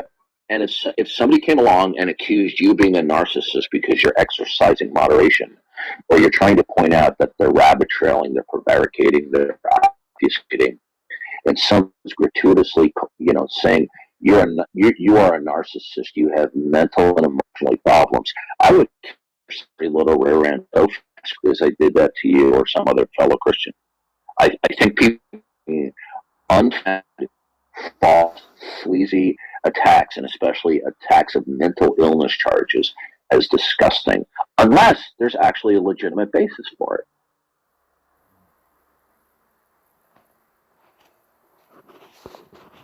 Yeah, honestly, he's got to stop doing this. Look, if he doesn't like you, fine. But the idea that he reduces you down to a narcissist and he attacks you in another way, that's disgusting.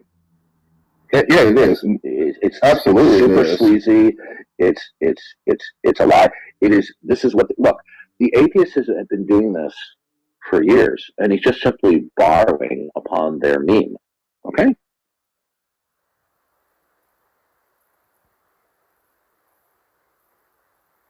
Now, if they want to say that I'm not patient, or let's say that I'm interruptive, if they speak in concrete terms about how they don't like my conduct, okay, fine. I might agree with some of it, I might not agree with it, but when they cross that line into making these mental illness accusations, when it's really not substantive, okay, they're vile, and he has joined the ranks of the vile attacks of the atheists. And I'm gonna take a stand on this issue, whether it's directed at me or any other Christian, like yourself or Matt Yester or other Christians we know. Okay, did you get that, Tom Rabbit? If you need to change your batteries in your Panasonic tape recorder with the C batteries, just get those new batteries in now so you can keep on recording and upload to your YouTube channel.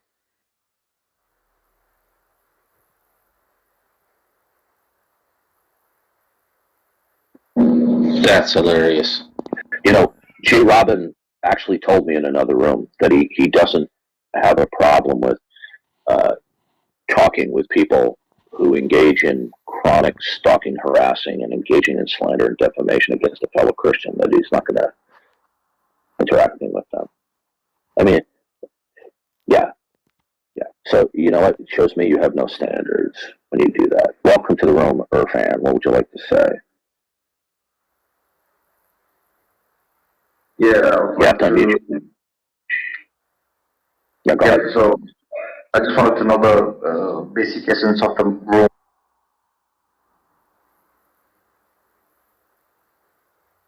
Sounds like we didn't really miss too much. That was great. That's great that he called you out, Tom Rabbit.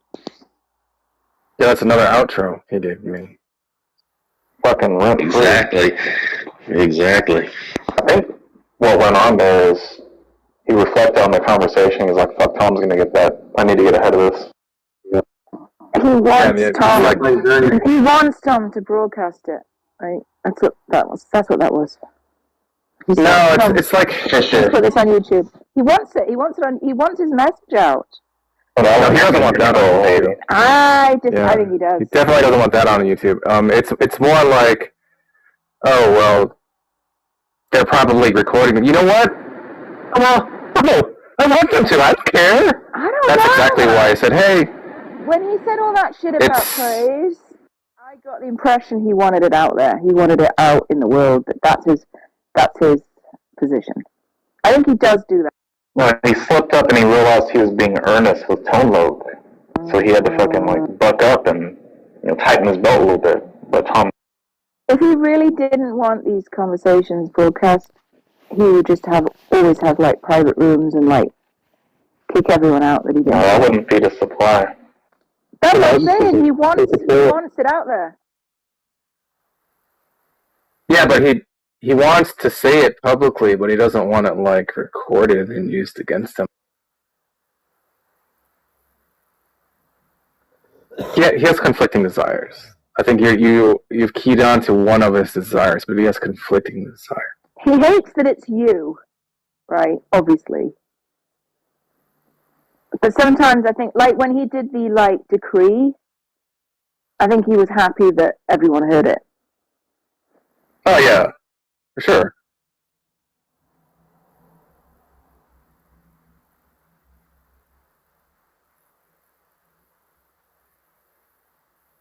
Wow.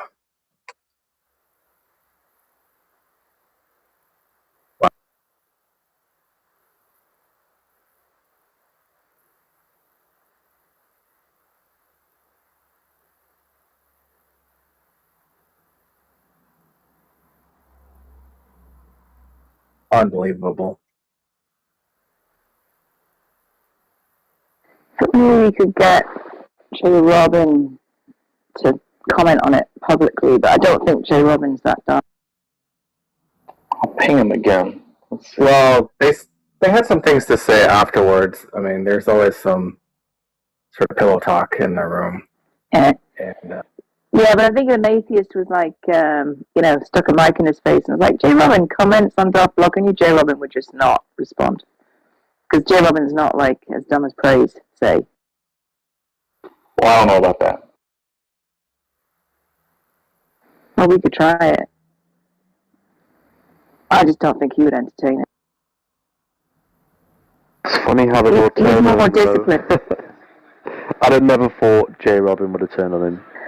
Jay Robin's he didn't really. He did. He was like, not sorry, Darth. I'm not sucking your dick anymore. He did. It wasn't a turning on though. It was just like, this is how I feel about this, and it didn't. How? It wasn't a turning, though. Well, it wasn't a turn. He didn't insult him or anything, but he just said, "I don't see why I should stop talking to people just because you don't like them." Like he was walking around with a loaded gun, and he was just looking for a reason, and he was given his reason. Jay Robin? Or Darth? Yeah, he's been ready, right? He's just, I think he's just ready. waiting to make the play. I agree. I think he's done with him. I mean, look, like Matt Adams, for example, would be like, "Oh, I'll be really upset if Darth blocked me. Oh, I hope he doesn't." Jay Robin's just like, "See you later, alligator." It's, it's good. I think it's like that same feeling that, like, you guys ever seen that interview with Kyrie Irving? And Kyrie Irving's like an all-star fucking basketball player. It's like, he's incredible, right? And then somebody is like, "What's it like playing with LeBron James? Have you has he been a father figure to you?" And his reaction is priceless. It's just like a father figure. He's like, "Bro, I'm a star, right, dude? I'm that guy, okay? Like, he's not a fucking father figure to me. What are you talking about?" And he just responded with like, "No, I only have one father. That's so and so Irving, right?" And so it was just like, it's kind of an insult to say that, because that means that you're like, you're like a little kid and you're like holding, LeBron James's pant leg, and like it's just like it really is kind of insulting in a way. I think that's maybe the way. It's when your mentor stops being your mentor because you're all grown up and you know everything he knows, and you're just done, and you're not gonna say he's your mentor. Right.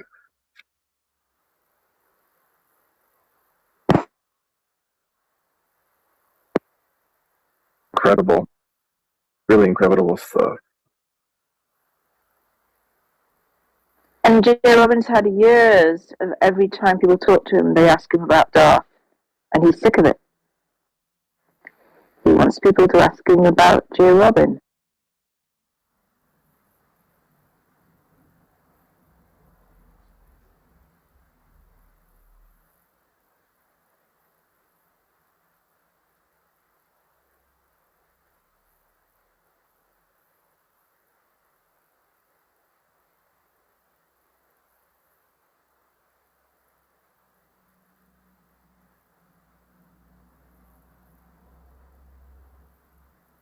James, are you still unable to?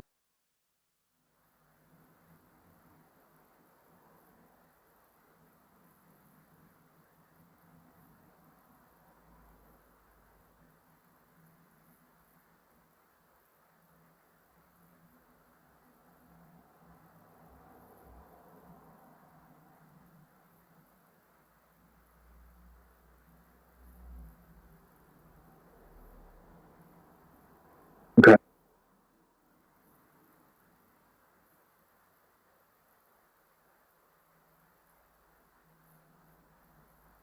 Who's next? Who's next? Echo.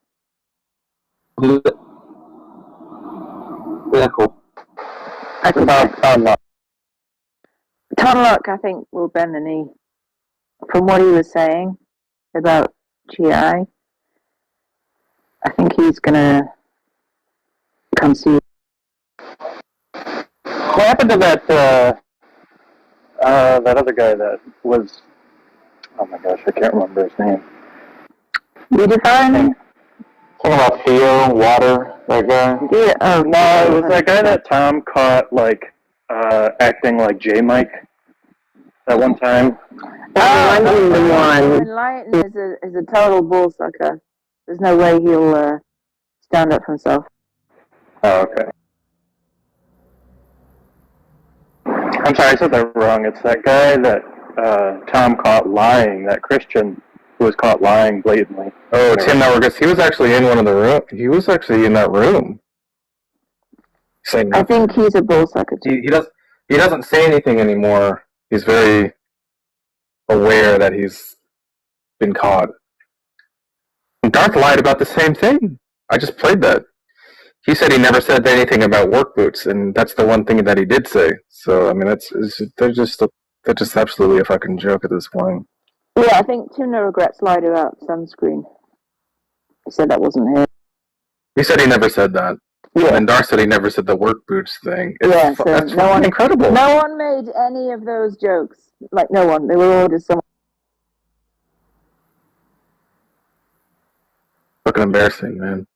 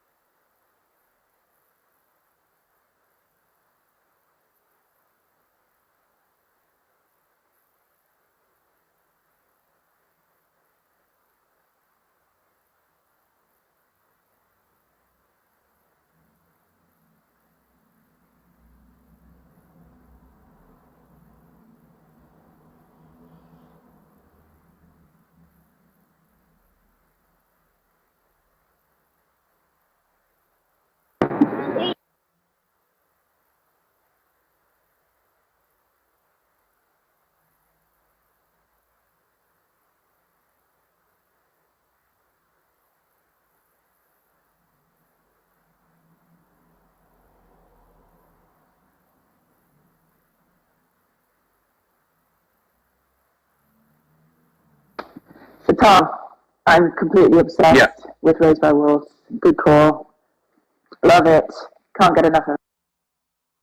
Incredible, isn't it? So good. Just so stop. good. Watch I know it was, Watch C. It was cancelled, but Are you I'm watching House of the Dragon? Of course. Yeah. But I can binge Raised by Wolves, and I did. I watched 6 episodes back to back, and I went to bed far too late. It's the cure for boring poker talk on Clubhouse. I can just watch my show. So thank Yeah, it's really too bad that it got canceled. I don't know everyone's shitting on my... What's the name of it again? You're an asshole. You're Raised by Wolves. genuinely assholes. Like, I'm saying like a happy thing, a positive thing, and you're like, ha, you only got 2 seasons. Like, stop. That's not what I said. That's not what I said at all. Implication. No, the implication was it's so good, it's too bad Yeah. it was canceled. Right? Too bad for you. That's right. Fuck you, lady. Too bad for you. JJ, why do you gotta bust your balls, man? On the poker thing, I think I've come to realize, I think poker is just an excuse for John to tap out of losing debates all the time. I think this was his out card. That's what he was looking for. I have another theory, which is that this is the real John Lee. The real John Lee cares about getting comped to casinos, getting one over the man. He loves poker. And the Christian stuff is just a thin facade he puts on sometimes. Also, that true. Very simply. Yeah, it's a Facebook troll that's evolved. Oh my goodness. Now, hold on a minute. Oh my goodness. Oh my goodness. Unbelievable. No, sir. First and foremost. No, sir. Now, I really you hate can that prove one, by me the way. wrong by abandoning the poker and coming back to, defend his faith. You could prove me wrong.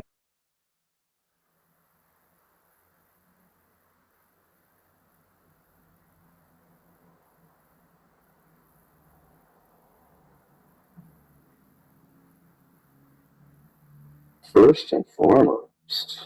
If it were the case that he Such had the an case. interest in doing that, if it were such the case that he had an interest in doing that, he would.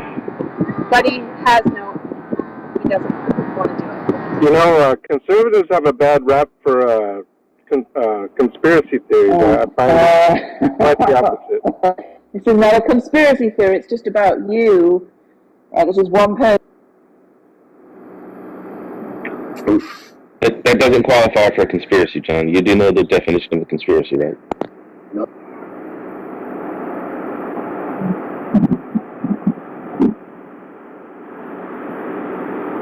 He has his own definition for conspiracy. John has his own definition for everything. I will say this. That planet that they went to seems to suck. Like, couldn't they find a better planet? Like, they can't even grow food that's not poisonous. Like, what the heck? That's their plan B. Let's go to a really bad planet where we can't really survive. Okay. Spoilers. No, don't spoil. Wait a minute. No, if you can't answer the spoiling. question without spoiling, I guess I'm just going to You're retract the spoiling. question. Your question is a spoiler. No, it isn't. Everyone has seen it. Who's going to see it, right? So I just can't talk about it because of like some 10-year spoiler statute Somebody might not have seen limitation. it. I don't think that's a spoiler. That's the premise of the fucking show. The premise is not a spoiler. Plot points are spoilers. Alright. Okay. My twins are doing a twin thing where they make up a song at the same time, but it's the same song and hum it together simultaneously, and it creeps me out sometimes. That sounds adorable. It's like The Shining. Yeah. What's twin? Children of the Corn. Rum, red rum, red rum. Yeah. I've always wondered how the soul thing works with twins, because there's a soul. Clearly, their soul has been split in half. Yeah, is that what it is? Clearly. I mean, it doesn't make any sense. There was one soul, and then the egg split, and boom. Yeah. That soul is just attached to one of them. Well, which one? No, I got triplets and they've been ripped in half. It's ripped in half. Maybe the body is like an available vessel for, you know, like a demon or something. Oh no, that's just where all the aborted souls go. They go to twins. Yeah, the Octomom kids only have 1/8 of a soul each. Holy shit. No. Those aren't identical. Oh my God. You only rip your soul in half if you're an identical twin. Is that? Oh, that's right. That's right. Yeah, it has to be. Now, is the soul made and then it's put into them, or does one of them have it and the other one rips half of it away? How could you rip a soul in half? I think that in that they room. would rip it in half because it's not like one was created after the other one. They were both the same one fertilized egg that split in half. So it had to have been split in half when they were split. I've never heard anyone claim. I mean, by the way, Daz, did you just say Praise was in a room? Yeah, Praise is in Ton's room. Oh. You mean my room? No, Ton Lock. Oh, okay. Is Darth on stage? Because I don't think. No, he recently left, but I imagine he'll be back.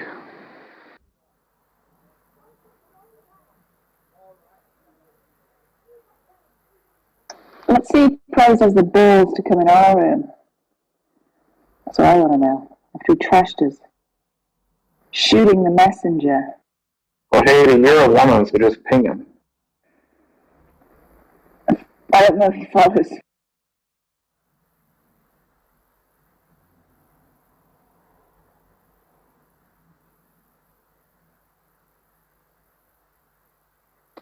Alright, I pinged him. Let's see if it works.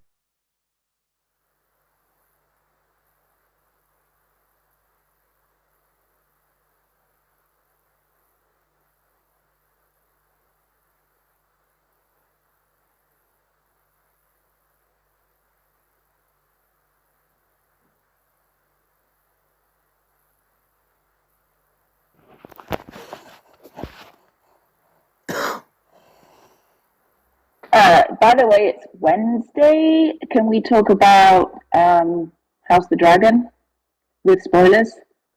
Anyone want to object right now? Wait, episode 2 is it? Fuck. Yeah, come on, Detroit, get it. You've had like 4 days. Sunday, Detroit. Sunday? I'll watch it tonight.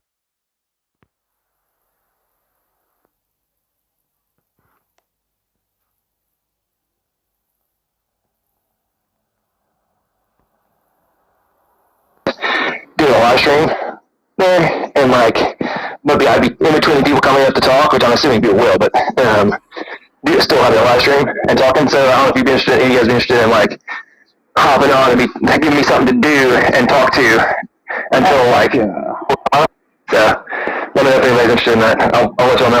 Wait, if I end up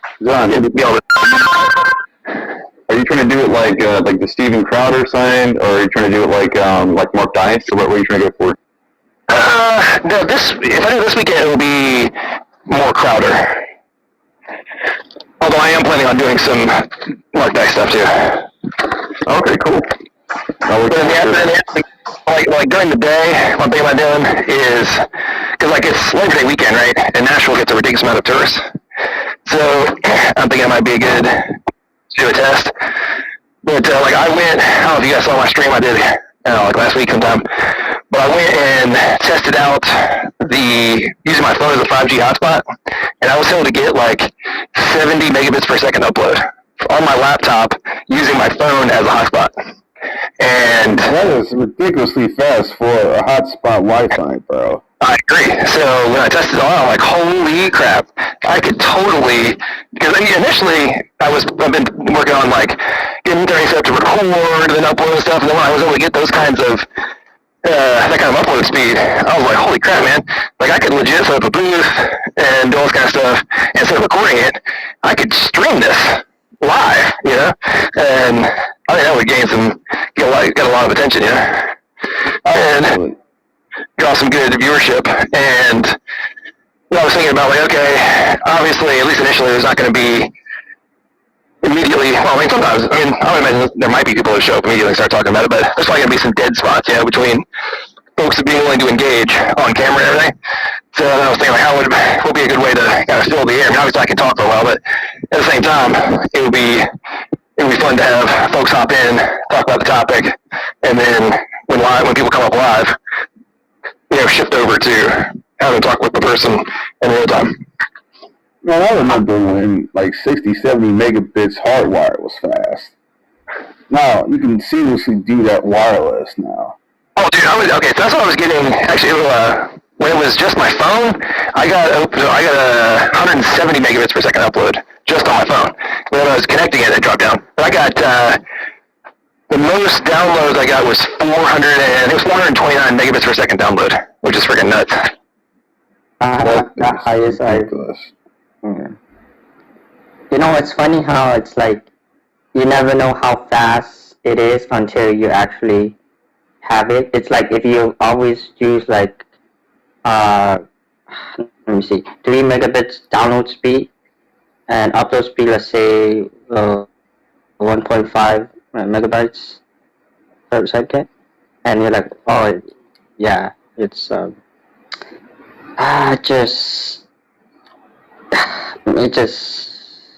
unbelievers, they just don't like to be challenged. So they could say a whole bunch of words, but that's just to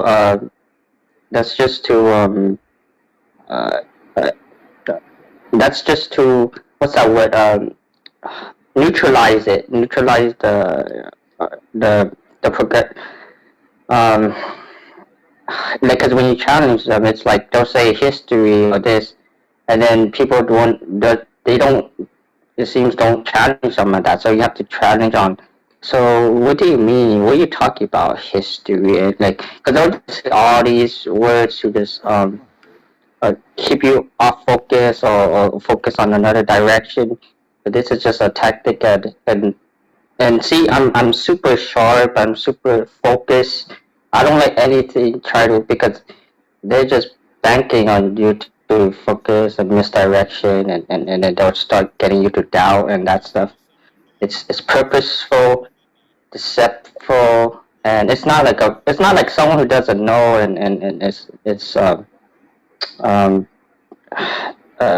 honestly engaging or just, but they just like that's the Seawolf guy. Yeah, he's atheists admit they're there to troll. Like, that's their entire purpose is not to actually have high intellectual discourse and to truly analyze whether or not their worldview is true or false. They're doing it purely for, like, entertainment. It's why they don't mind entertainment. And they say it like, oh, well, I know you're wrong, therefore I'm not even going to consider that what you're saying is true. So, so for your position, you have zero intention of actually doing an analysis, then what the hell are you here for? Exactly. They're just, they want to say opinions. It's just opinions. It's just, because when we do academic and try to search for the truth, the objective truth, everything, if they're just saying opinions, it's academic worthless. It's just like your opinion, my opinion, okay? It's just, and I remember there was a philosopher, I don't know if it's David Hume or some other one, that the philosophical, I'll say, journey was too much. So he's like, oh, I can't deal with this, the philosophical issues and all these deep philosophical, oh man, all this. So he just went back to playing badminton. Because it's not you're trying to find the objective, you're trying to find where does truth come, like what makes truth, what, like all these deep, like, it's not an easy, I just say it's true because of experience or one person, or it's like, no, we're trying to find in the grand scheme of the object truth, they just it's because they're using like tautologies in their mind to support their beliefs, right? And it's funny because, like, in a sense, we do the same thing with God. However, God is more or less, you could say he's self-authenticating, right? Whereas with them, they don't have anything to reference, right? Like there's just nothing that can support or ground foundationally what they're trying to say to you, and so that's why they have to be so arbitrary in their decision making, and it's pretty sad. Exactly. It's like you were saying, John. They what are they here for? It's like they're here to express the fact that they have a-holes. Because you know what they say about opinions. They're like a-holes, everyone has one. Like, great. You have an opinion? Okay. You know what's like, a funny thought? That's not interesting. Like, yeah. They think the Christian God is like a generic God, and this is why they'll try to pivot to, oh, we all have truths. You know, my Muslim religion or Hindu religion or some other gods, they say, oh, we all have truth, so we can't know who has the ultimate truth. It is no arbitrary a truth of all truths, you know. And then without, that's what they usually thinking. So as Christian God, the creator of all things and omniscient and omnipotent and like he's the arbiter of all truth of and then this is where they just have a psychological issue, or they have some kind of mental issue, or they just don't want to get it. They don't want to accept it. They just that's it. It's not, because you could get into minutiae of state of affairs or So it's interesting because, like you were saying, they do take this generic type of God notion and just the way you handle it. Because their notion of God, I've seen it so many times where they believe that God is kind of like Superman for some reason, like he's like kind of like Zeus. You know, they'll compare God to Zeus, you know, or any number of other Greek or just any ancient version of God, right? Like, and it's like, okay, wait, so, but no, we know that Zeus is contingent. So even if you were to point to Zeus, like he wouldn't even, in their mythology, he's not even the ultimate, right? So why would you point to him when we're talking about the absolute ultimate, right? Like, it's weird. You're comparing, again, apples to oranges. They don't have the right understanding of what or who God is in the first place. Was Zeus a part of the universe or the creator of the universe? Think very, very slowly and do a full analysis, okay? Which one? You know, it's like, this is not going to get it. Was Zeus created himself? Yeah. So then, even if you want to go up the food chain further, you can't start at Zeus, dumbass. I mean, seriously, think this through. It's amazing to me how many times I hear that crap. I'm just an atheist, one more God than you. Okay, cool. So, have you done a comparison of the gods in terms of standing, grounding, etc., contingency, necessity? If no, then shut the hell up. I mean, seriously. It's so true. It's so true. Created all the be part of creation when he's subject to creation, where it's like he's not the ultimate. He's not the ultimate if he's subject by any parameters other than himself. You know, it's kind of like if I can't,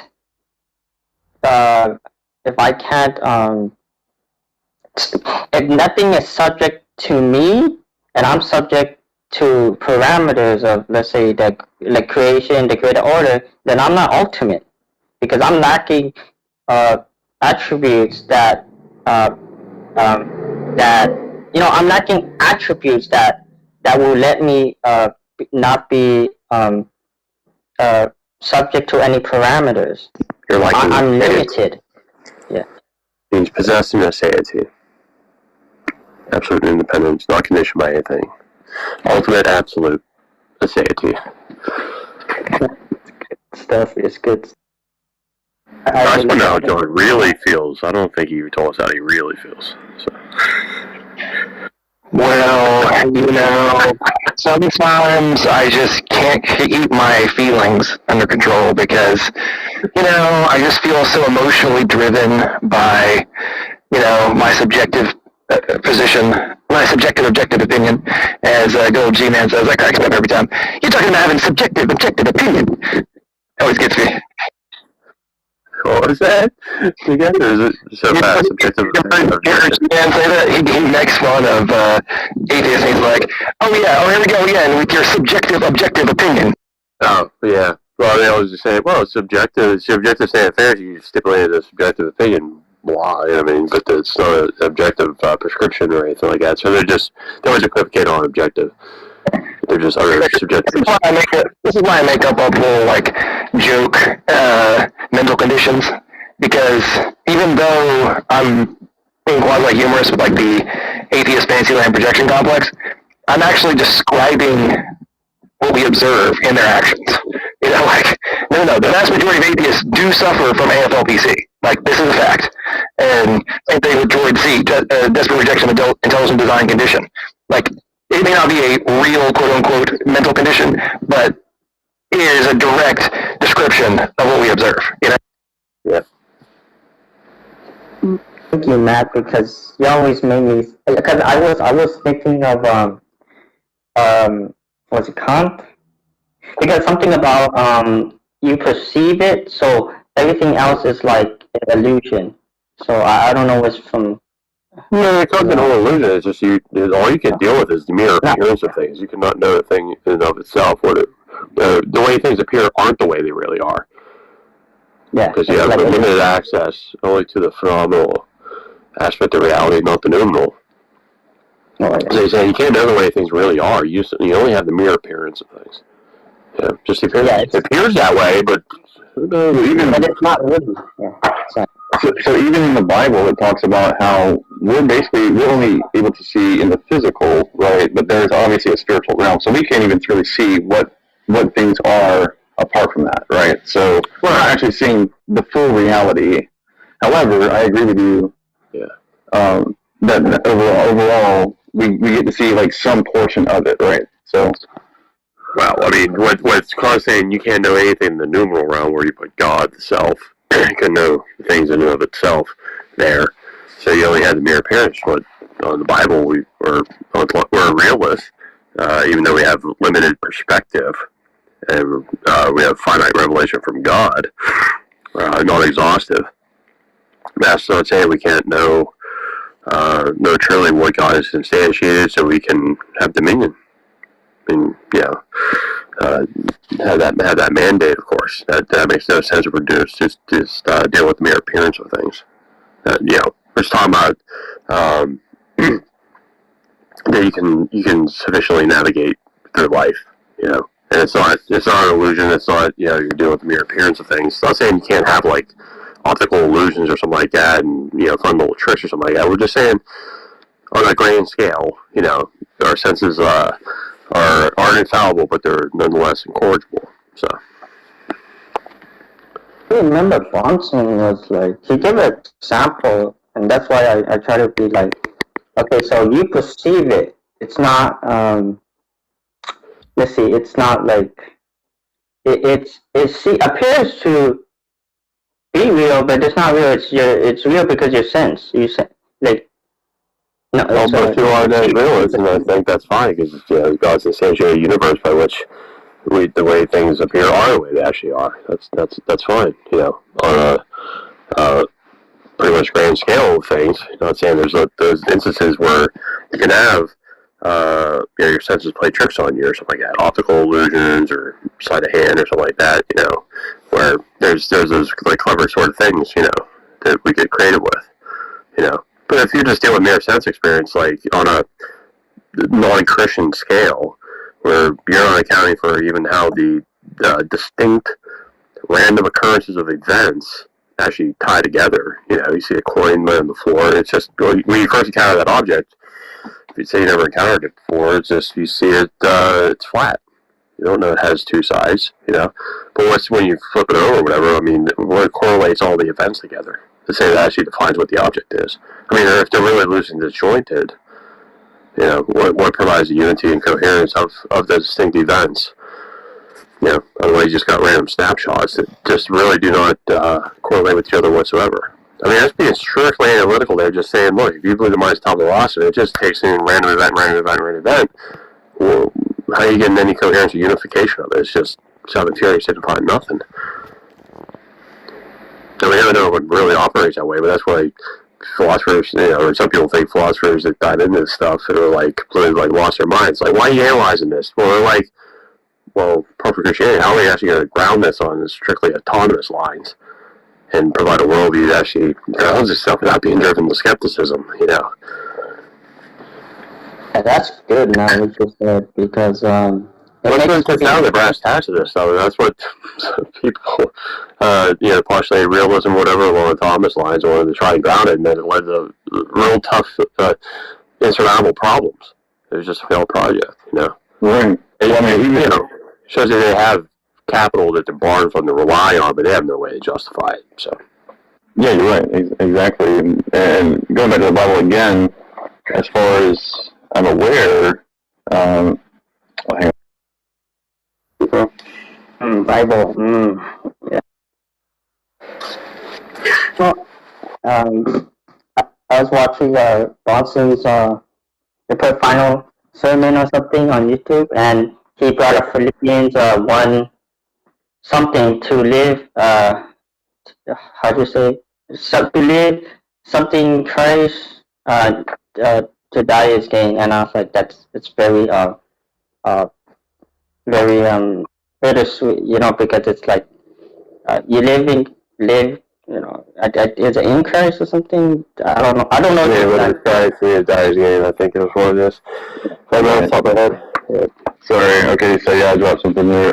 But what I was getting at is that, like, the Bible talks about not falling into vain philosophy, right? And that doesn't mean you don't use any philosophy. Clearly, it's talking about a form of philosophy that leads to lies, basically, like living in lies, and not to fall subject to the sands of ideas. But I mean, there is a truth. I mean, that's just obvious, and even atheists admit this, that there is truth. It's just that they can't ground it, and ultimately they have to just know what it is. Well, I mean, they do in their heart of hearts know what it is, of course, but they're, in their autonomous scheme of things, it's their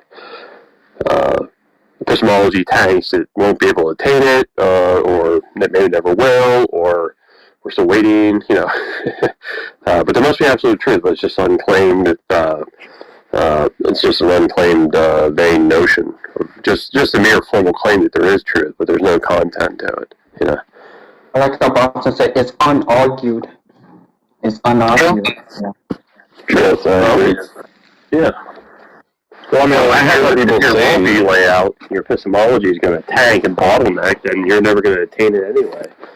So where are you even the notion of it, Yeah, exactly. How can they say anything in reference to, so whenever they speak, are they saying, the things that they say, do they believe that they're true, but then they just assume that the truth doesn't exist anyways? That's the problem there. Something we don't know yet that they're actually correlating with to say that it's true, but can't know yet. That's why the idealist said, you couldn't actually have knowledge, well, at least in the Hegelian sense, until the eschaton, when everything in Hegel's philosophy reduced to absolute spirit. Then you knew the full context, knowing individual fact exhaustively, then you really have true knowledge. For that, it's always partial. There's never true knowledge. So you had the thesis, antithesis, and synthesis, dialectical triads working itself out, resolving absolute spirit, absolute monism at the end of the age. Pretty wacky philosophy. But that's the idealist mindset. To know anything was to know its ultimate universal context.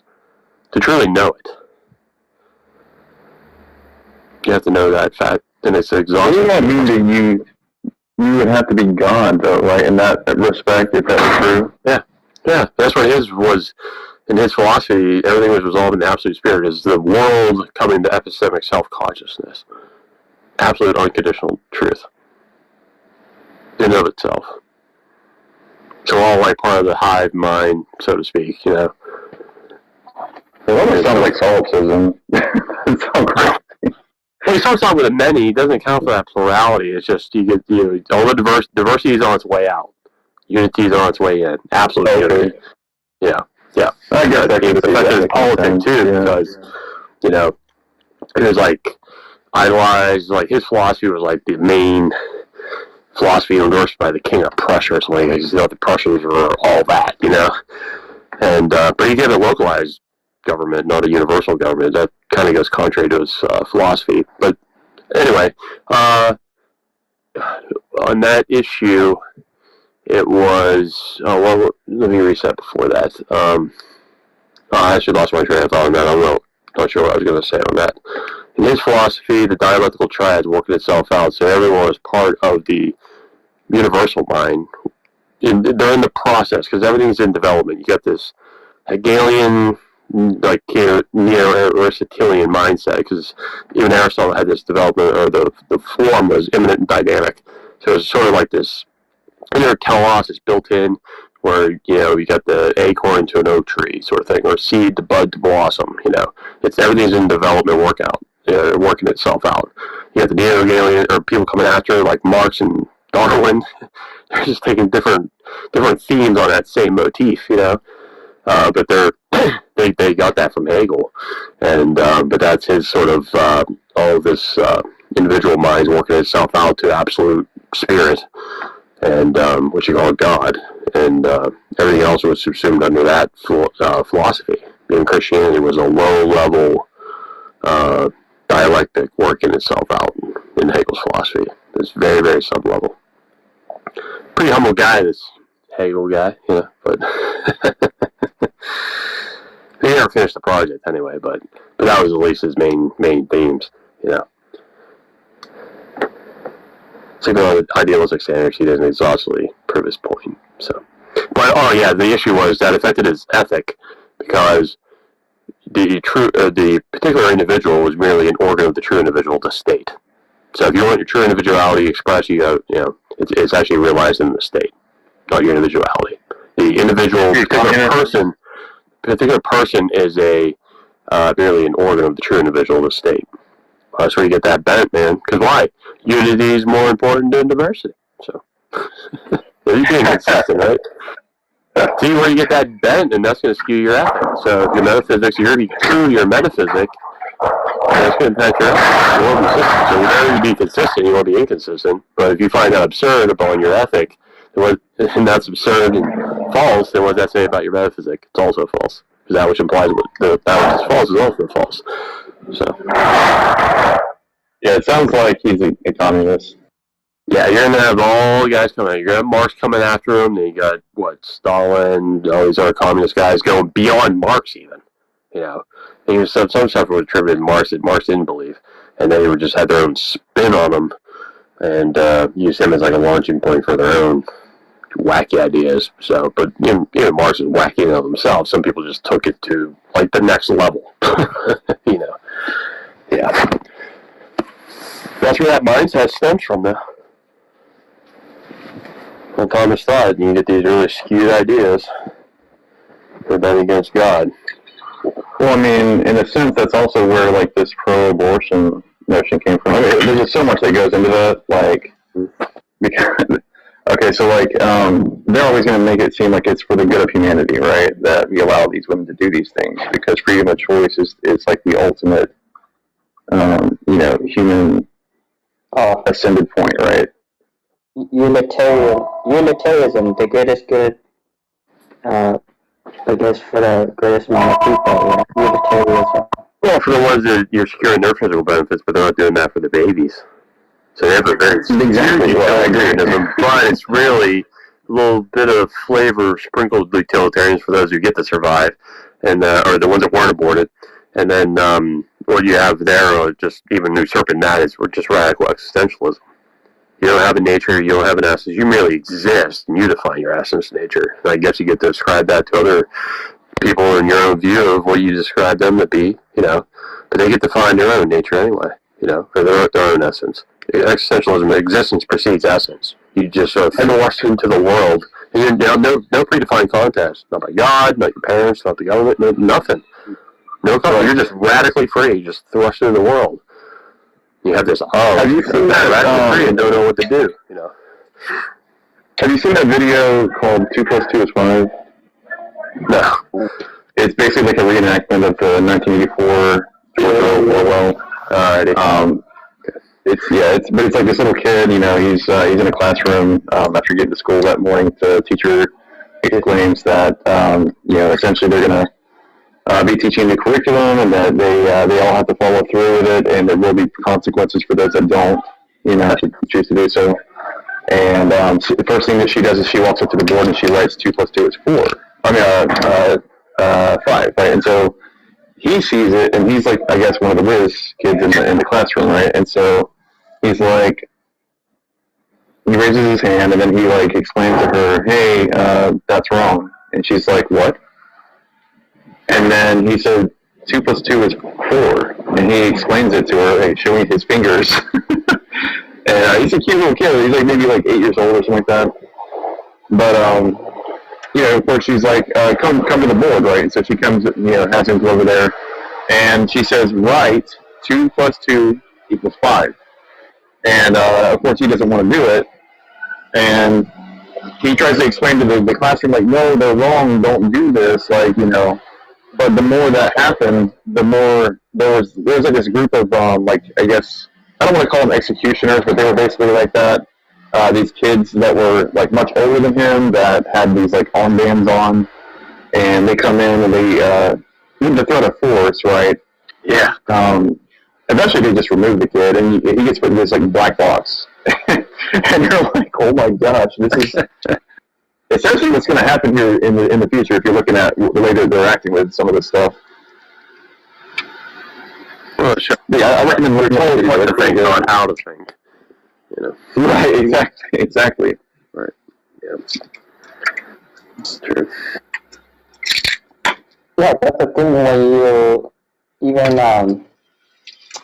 subjectivize mathematics, then who's doing the right mathematics? Like, who's doing the right, like, because I think this more goes into philosophy of whatever. It's like, if it's just, if there's no one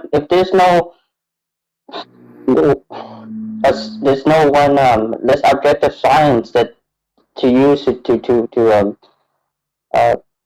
do science correctly, then you don't know which science which science is correct. Like, because this other culture and this other culture can, you know, who's doing the right science? You know, like, kind of like, for like, you can say, you know, like, for all you know, you can, you know, this is good, this is science, you know, it's according to their culture. So it's, and this is why it's like relativism. It's like,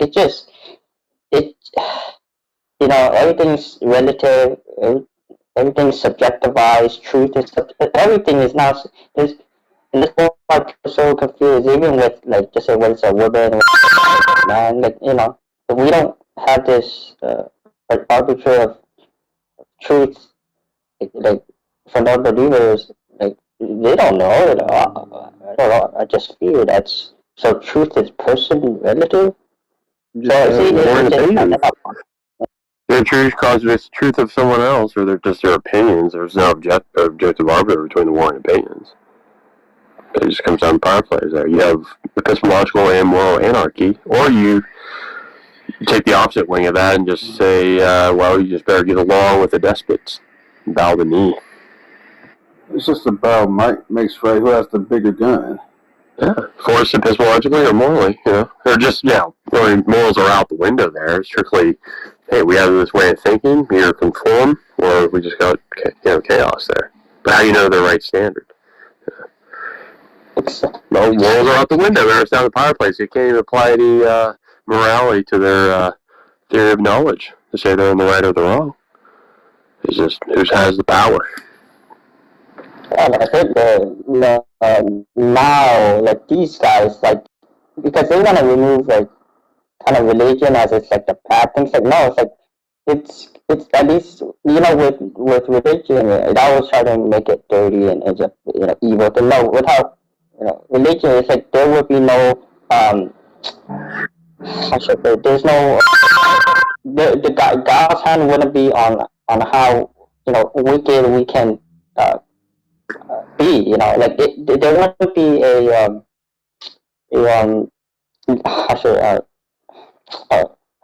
feel like there want to be less than, I don't know if I'm using the right word, but it's because look, this is what you get if total freedom and total, they want to say it's like without restriction, without consequence.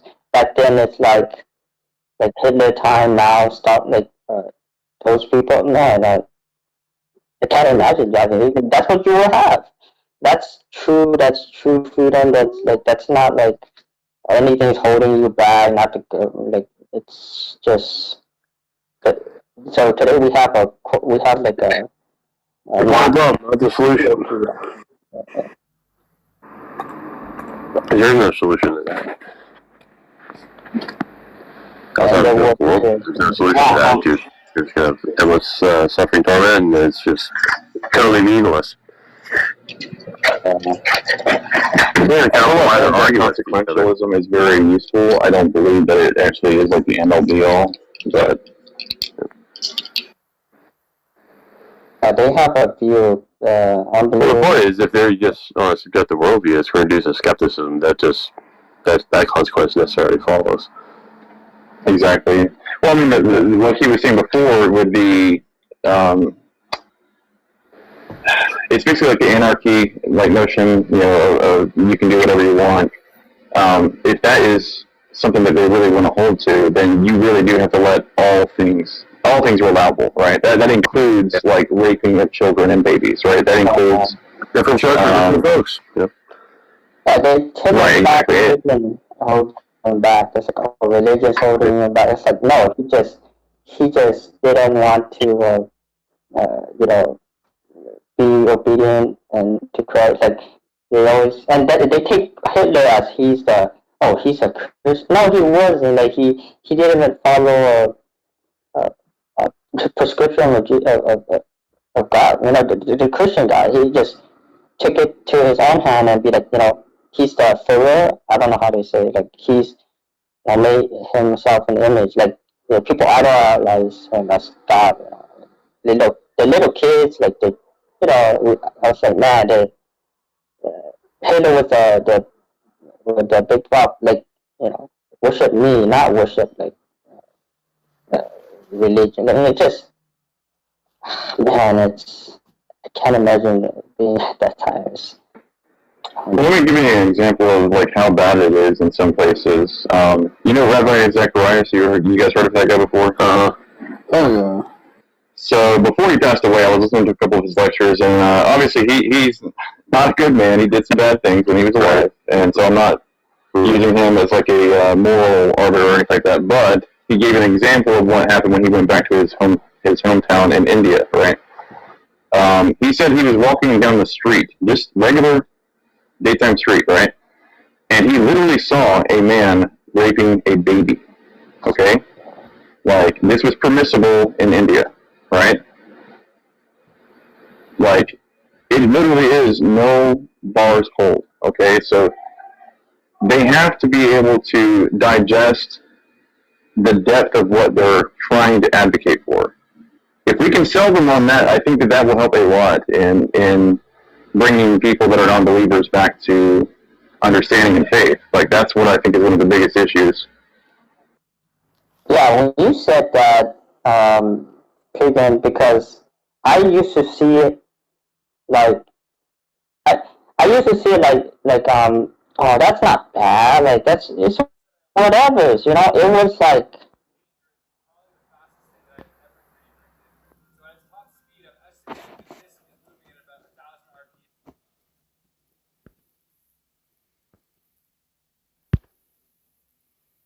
that's case for their worldview, which is fine. It's just like this impossibility of the contrary thing. It just doesn't really work unless you like believe what they believe already. It's a matter